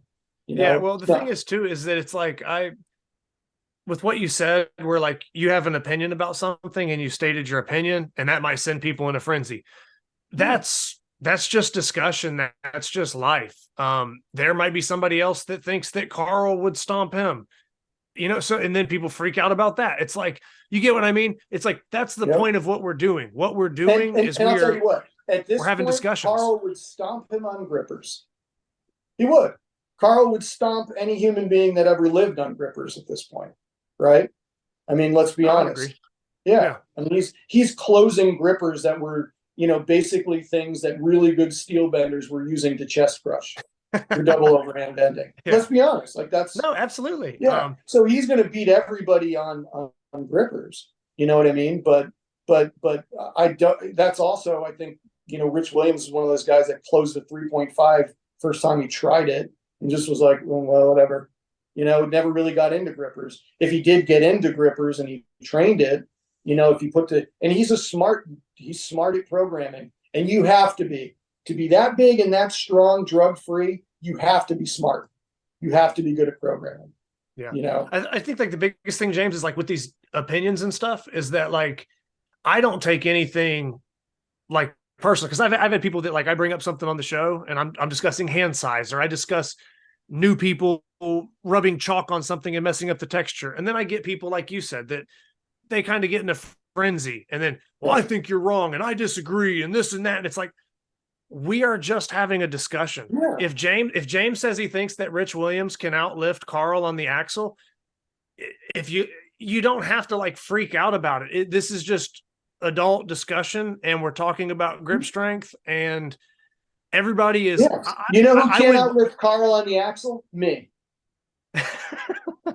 His axle PR is right around where my deadlift PR is. So, I mean, I'm okay with saying that. That's fine. No, I'm okay with that. My biggest thing is that I don't want people when they, like you said, that's going to send someone in a frenzy. I like that you're saying stuff like that, because if that's what you truly believe, I want real discussions. So these kind of real discussions, if the people fly off the handle or they argue, okay, I don't care, dude. The way the internet is, look, social media fucked up arm wrestling. I'm talking about the good guys, though, James. I'm talking about the good guys, like the people that are in the sport that know. I'm talking about like mindful discussion. I don't care about trolls, but I'm saying like you having a point like that. I want the educated people to like, kind of chime in, or I'm not saying stir the pot in a negative way. I don't mean stir the pot negatively, but I mean, and I'm not closed-minded about it either. It's like, look, I always say this, you have to have enough humility. Like, look, you have to be able to do good self-inventory, because when you do good self-inventory, people's, negative criticism that's designed to destroy you doesn't fucking mean anything to you. Yeah. Because they don't know anything about you. They don't know you nearly as well as you honestly know yourself. But you have to have a little room. There's got to be a little bit of humility so that your mind is open enough so that you can consider information that you haven't received before. Yeah. So of course I have an open mind about it, but I've given it a lot of thought, and this is the opinion I've formulated. And if it's like, my God, what is your life like if that fucking sends you into a tizzy? I mean, what is missing from your life if that bothers you? I would submit to you that a lot is missing from your life if that bothers you. No, absolutely. And my biggest thing is that I like you bringing something like that up on the show, because I feel like for let's say the people that are in the know or that are knowledgeable about grip, and we're not talking about the people that are easily upset or trolling online. Yeah. It brings things to light that don't often get spoke about publicly. Or Right. like now there's this platform where maybe we're doing a show that, things are now getting brought up and discussed about that Right. maybe haven't been discussed about to this magnitude in a while. So And it's good. It's good to get dialogue going. And this is one of the things, and this is why I say, like, in the early days of I'd say just about 2003, 04, the early days of, say, social media, internet, message board, stuff like that, you had one unbelievably toxic message board. It was the American Armed Sport Associations, where you could go on anonymously and just say whatever the fuck you wanted. And you had a bunch of fucking cowardly trolls who would do that shit, Yeah. And then you had the Northeast board, where it was like, no, you need to put your name by what you say, And let me tell you something. That board for a while was really good for the sport, because arm wrestlers before, and this is the issue with conflict. It's like when I work with conflict resolution, I always tell people, if it's an organizational psych thing, I was doing work with a police department. If it's a couple, if it's a family, don't confront people in front of other people. They're going to undergo this injury to their pride, this moral injury, where they need to react because they think you're grandstanding. The best thing to do is to confront them away from other people, one-on-one, and with the right intentions. You know what I mean? And I think with the internet, it's just, let me come out with my one-liner. You know what I mean? Yeah. That's going to tear this guy down. And the currency of social media works like that. It's like, I proved that I could one-up this guy. And, now everybody can look at me and worship me, and this raises my status. It's like, it's such bullshit. It's like, so I always tell people, it's like, you want to confront somebody and you want to do it in a way that's well-meaning, don't anonymously post, something to attack the person or whatever like that, because that's bullshit. Because you're not even talking about whatever the central point is usually. Have enough guts to send them a private message and say, hey, look, I'd like to talk to you on the phone about this, or something like that. At least do that. I mean, the internet in general is just kind of like fantasy land when it comes to comments and what people are doing. But it's kind of dangerous in the sense that, like, it definitely is. if you're deluding yourself, and I see kids like this all the time. I say kids, and some of them are over 30, that, like, they don't really leave their house. Mm-hmm. It's like they become so delusional. Oh yeah, because they become so siloed that all of their communication is passive aggressive. It's all anonymously on the internet. You know what I mean? And it's like, this is not a very good endorsement for my business, but people like that are fucking losers. No, I would agree. I mean, trust me, I've ran into I don't know if I want to go down the rabbit hole of trying to name specific situations, but yeah, there's people that live their life online, and then when you stand in the same room with them, real life 3D, it's a lot different. That's what I loved about arm wrestling. It's a lot different. Loved it. Somebody could talk some kind of shit, and then I could show up at a tournament, and it's like, well, nothing left to do now. Nothing we can talk about. I guess it's time to prove that stuff. And the pressure would all be on them. I'd just be like, okay, Yeah. All the typing, all this isn't getting your hands strong enough. Yeah. And I've ran into that situation with a lot of other things where people have, I don't know. We could name 100 examples. And like I said, I don't want to harp on it too much, but yeah, I've had people that they have some opinion based on a video online. Like, I'll do a generic one. Maybe they saw a video of you hitting pads. So you're doing pad work, right? Like I'm doing some boxing training, or I'm doing some fucking kickboxing or something. And they see some video of it and they think like, oh yeah, I mean, I guess he looks all right, whatever. Right. Then you run into the gym, and it's like like leg kicked them, you break their femur. But it's like, dude, it's like you viewing shit on the internet. I don't know. I mean, fucking, I know I'm going off on a tangent with this one now, James, but it's like watch Major League Baseball, right? Turning a double play is easy. Like, Yeah. you get what I'm saying? Like, what I'm saying is, like, Right. when the best people at what they do something, and you just watch it online, it's always fucking easy. So, like, if you watch me do whatever I do at a high level, of course it doesn't mean shit to you when you just sit there and comment, but standing in the same room in front of people is much different. Right. Because what it is it's the equivalent of, like, you know, the prank phone call in the 80s. You know what I mean? It's like, it's some 15, 16-year-old that can't do a fucking thing, is probably afraid of their own except shadow. now it's like 30 and 40-year-olds. Right. Well, I mean, in terms of maturity, and this is coming from me. I got you. I'm not exactly a picture of maturity over here. I'm not Rudyard Kipling. You know what I mean? But with all that being said, you know, it's like they're at the maturity level of a 15-year-old all the time. I mean, look, my inner child is alive and well. If I haven't proven anything, it's that, right? But they're that way. They're like stuck there. They're in this sort of retarded place of development. And I do mean that in the clinical sense. No, in the figurative sense. I do mean it as a pejorative joke too. But you know, it's like they're doing that, you know, and it's like they don't do anything with their lives at all. And it's just like, I just don't see a reason why, you know, other than the observer factor, the fact that there are other people looking on, that, you know, we can't have conversations where we just go to the central points of these things rather than ad hominem attacks and shit, you know? Yeah. That's, like I said, with what you were bringing up about the axle stuff.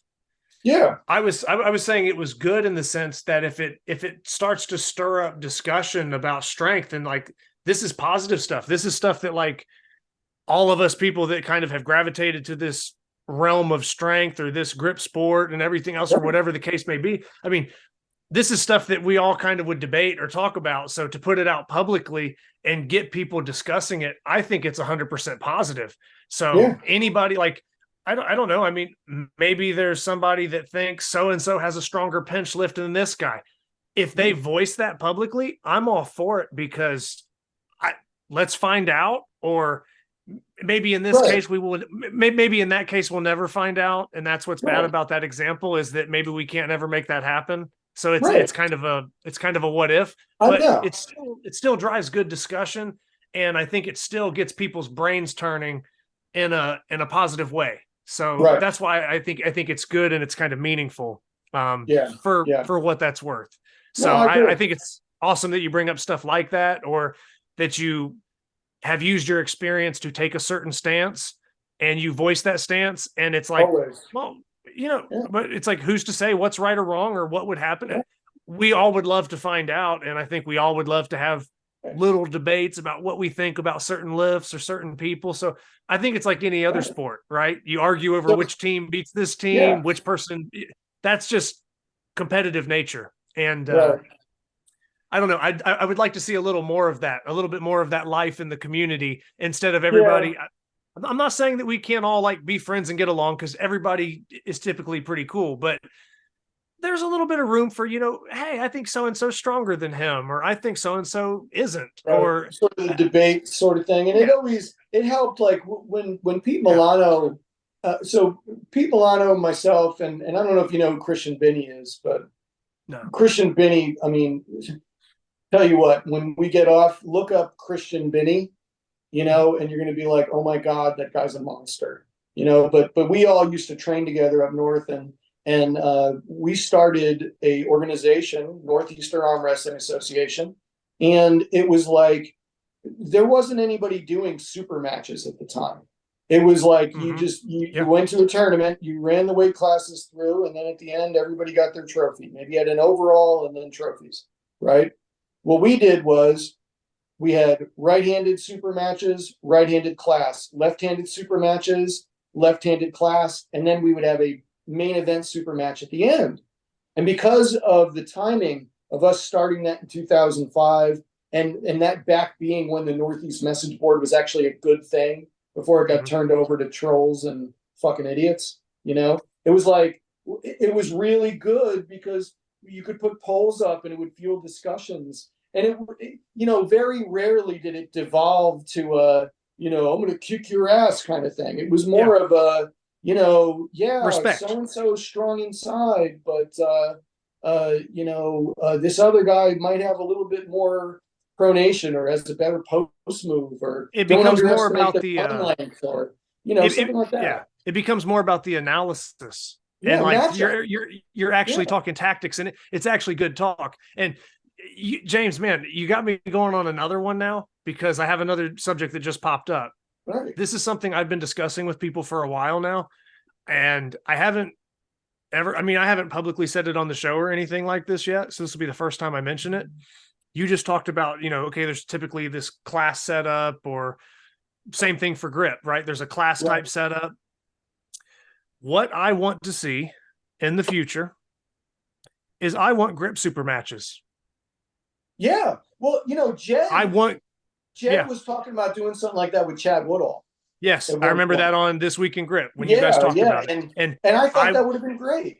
I think that is a great idea. Me and Ben Helms have done a few just like screwing around where like it's a buddy just challenging another buddy, like, hey, let's see who can do this the most, whatever. And we just go to, but it's like, if you were to actually maybe structure kind of like a super fight, like an arm wrestling card or like an MMA card would be, like one-on-one matchups or super fights, I think it would be cool if guys went head-to-head on one event, or if guys had like a 3-event lineup and they had to go back and forth on those 3 events. And it was like a super match between the biggest names. And it wasn't about weight class or anybody else around.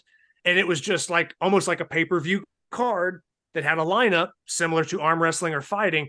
I would like to see grip super matches. It's just a matter of setting them up, promoting them right. And people can negotiate what events or what they want to do, or that could be between the competitors themselves.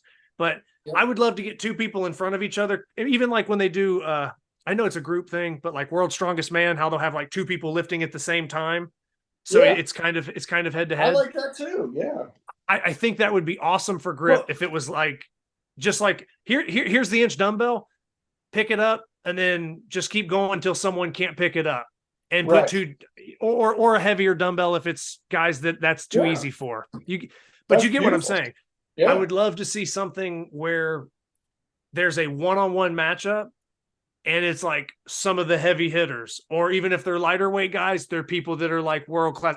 I would just love to see that competitive aspect one-on-one, and not always in a weight class format. So that would be one thing that you just mentioned. Well, yeah, I mean, it was arm like wrestling. Like with the arm wrestling thing, there was such a buzz around those events. Like we would do them in Norwalk in Connecticut, and in the city there, they had to, like at this one place, they had these huge windows, floor to ceiling, that would open up, and people would gather around the sidewalks. On the sidewalk looking in, and then we had everybody out there, and I'd be up in the DJ booth announcing this thing. And there was just it was like a, man, some of those matches, it was like a bomb went off. You know what I mean? It was like just an explosion of energy. And you just didn't see that at arm wrestling tournaments. And it wasn't negative energy. It wasn't like 2 fucking idiots showing their personality, whatever that is, screaming at each other and acting like a fucking schlemiel. No. Yeah. It was just like, I got it. We can do it in conjunction with your mom, and we can call it the bomb before your mom. You could set that up. I'm spitballing here, Zach. But no, it's fine. Man. It's fine. It's fine. But co-promoter? Real fast, okay? Just to put you on the spot. Are you ready to be put on the spot? What do I got to hide? Okay. Well, let's just say there was a super match in the format that I just brought up. What would be a hypothetical super match, whether it be event, 2 people going one-on-one? What is a super match that you would enjoy seeing in grip? I'll tell you what, and this is not, a knock against other people at that size or weight. I would love to see a pinch off between Luke Raymond and Cody Burns. That's a cool matchup. Yeah. Even, I mean, I know Cody's not as active right now or whatever the case, but but let me tell you something, dude. When Cody's a strong pincher. I seen that motherfucker do shit I couldn't believe. Just unbelievable one-hand pinch. 2-hand too, but but his Yeah. one hand pinch was just, Yeah. it was like a good 10 pounds above any other human being I ever met. So Yeah, that's awesome. So like if we had Luke Raymond versus Cody Burns and like but look what Luke does with the 55s now. You know, Yeah, like like a one-hand I don't pinch. know how Luke is if he's active, but when he Yeah. was doing, like, he looked like he could just do them at will. And Yeah. and the first guy to really pinch and hold those 55s, if you ever saw the video of Cody doing it at Chris Rice's one year. I know what you're talking about. Yeah. Yeah, he just picked him up and held him for like 37 seconds, which is just otherworldly fucking one-hand pinch. Yeah. Now I know Jed's gonna freak out about that comment and he's gonna say that there was body contact and say that they were braced. So I don't know. Jed. I'm gonna start yelling at Jed on the show.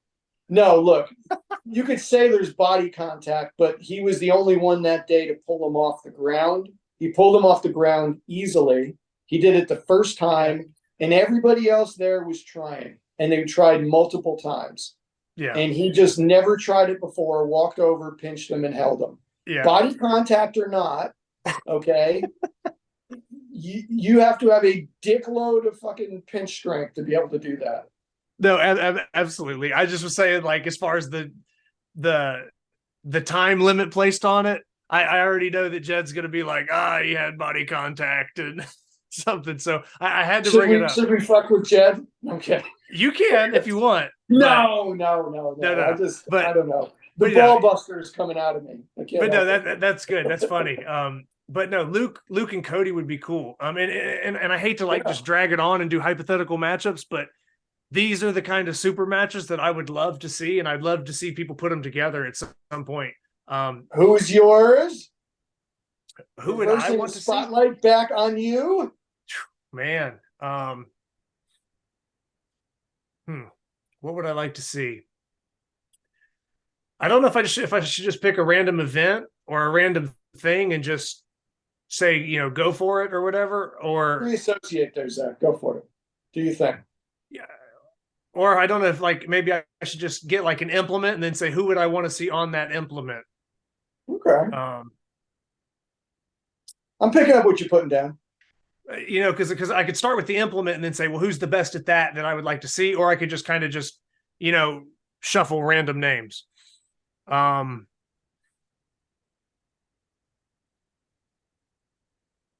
Man, this is really tough. And like I said, I don't want to go dead air on people and just be staring off and doing nothing here. You're doing a good job with the dead air right now, Zach. I know, right? Yeah, you got me. Yeah, a good 4 or 5 seconds there. It was easy. It was easy to throw it at you, but I didn't expect it to come back now. Okay, I have plenty of matchups I'd like to see. I got to think on my feet, Zach. That's my job. Yeah, well, I'm wearing down. You're wearing me down here. You're beating me. I'm sorry, man. We've been at this for a while. Holy shit. No. Yeah. That's why I don't want to go crazy with everything, but I'll give you a matchup. I'll give you a matchup, and we can maybe wrap up or whatever. All right. Because my wife is going to think I was kidnapped. She's going to be like, "I thought you were going to the office to do a podcast." Yeah, I did. It was, a 4-hour podcast. There's going to be people on YouTube using toothpicks to pry open their eyes just to watch it. Well, it's all good. People are gonna yell at me like, "Man, 3 hours is too long." It's like, well, watch 10 minutes of it a day. I don't know what to tell you. This will be the end of part 2. You can just split it up in 2 parts or something. Yeah, it's all. Or good. You can cut out a lot of my chicanery. No. It's staying in. So all if I could pick, what about the tomfoolery? All of it. So if I could pick a matchup, man, this is tough. You know what? I would like to see. Here's what I'll say. Okay, this is what I would like to see. Okay. All right. Injured, maybe slightly inactive. That's fine. Okay. I would like to see Tanner Merkel. Yes. Versus the world. I would like to see Tanner Merkel. And I would like to see him versus Ben Helms. And I would like to see them in an event lineup that maybe not one event. I don't want them to just do one event. I want it to be a little broader. So I would want Tanner Merkel to go against Ben Helms. And why I say this is because there are certain grip things that Tanner is just like a rolling handle. Tanner would kill Ben right now. but Ben has more body strength than Tanner. That's not up for debate. Right. So like you said, are we finding the strongest hands? Or are we finding the strongest body? If we create a format where there's possibly a chance to test a little bit of both, a little bit of grip, a little bit of body, I think Tanner has overall a stronger grip than Ben, but I think Ben's body is strong and his grip isn't bad either. I think they even out, if that makes sense, in some areas. Zach, worth the wait. It took you a while to put it together. But I like the way you put things together, man. But I mean, what would you say about that? No, I mean, I don't really know Ben at all. Okay. I know Tanner. I had a chance to train with Tanner years ago, man. I went out to Dallas with my wife. She had some business related thing there, and I ended up linking up with Robert Najedli and Danny Gillian, an arm wrestler out in that area, had a training, and it was awesome, man. Like Tommy Jennings was there. All of the bigger arm wrestlers from that area were there. And you had Tanner was there. It was probably 25, 30 people. And, I mean, watching Tanner just like coming through the door, with these fingers that hang down to the ground, I thought like, it was kind of like E.T., like walking in like this big shadowy figure with, these giant fucking piano fingers, but watching him walk over to the inch dumbbell, pick it up, open a beer, chug the whole beer, put it down, and then put the inch bell down without even warming up or anything. I was like, oh, so it's going to be that kind of night, huh? He's a freak, man. No, he is. And Ben is, to Ben's credit, Ben is the same way. Now, maybe slightly different areas, but that's why I think that matchup would be a lot of fun, because Tanner's obviously so well known. Ben is kind of like newer, but he's cleaning Blobzilla, other stuff like that. He's pulled 500 pounds on an axle at 220 body weight. So I'm just saying there's areas where Ben could clip Tanner, and it would be interesting if we could come up with a lineup out of 4 or 5 events that, like, I don't know who's going to win this because certain things might lean one way or the other, and we just let it play out. I got an idea, and it's not a serious one, so don't take it seriously. Okay. But Grip Genie now makes like this penis, like dude.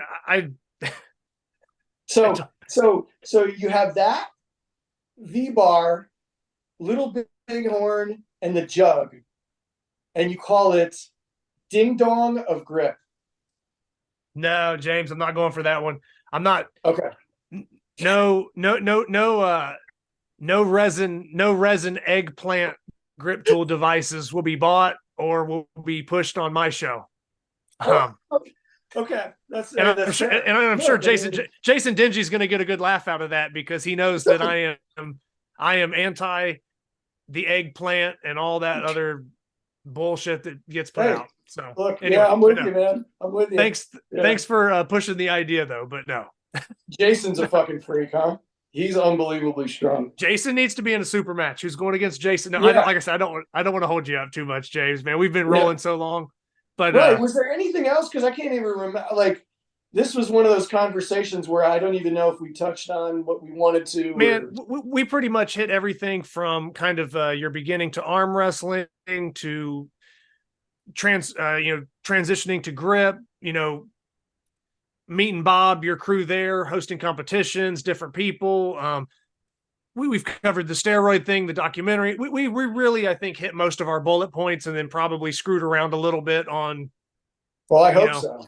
On the other side, so you can't take life too seriously, Zach. I'm not trying to, but yeah, sometimes it happens. But yeah, man, James. Any final words for the people? The people. Live long and prosper, people. Okay, so that's it. I'm literally going to leave it with that. That's it.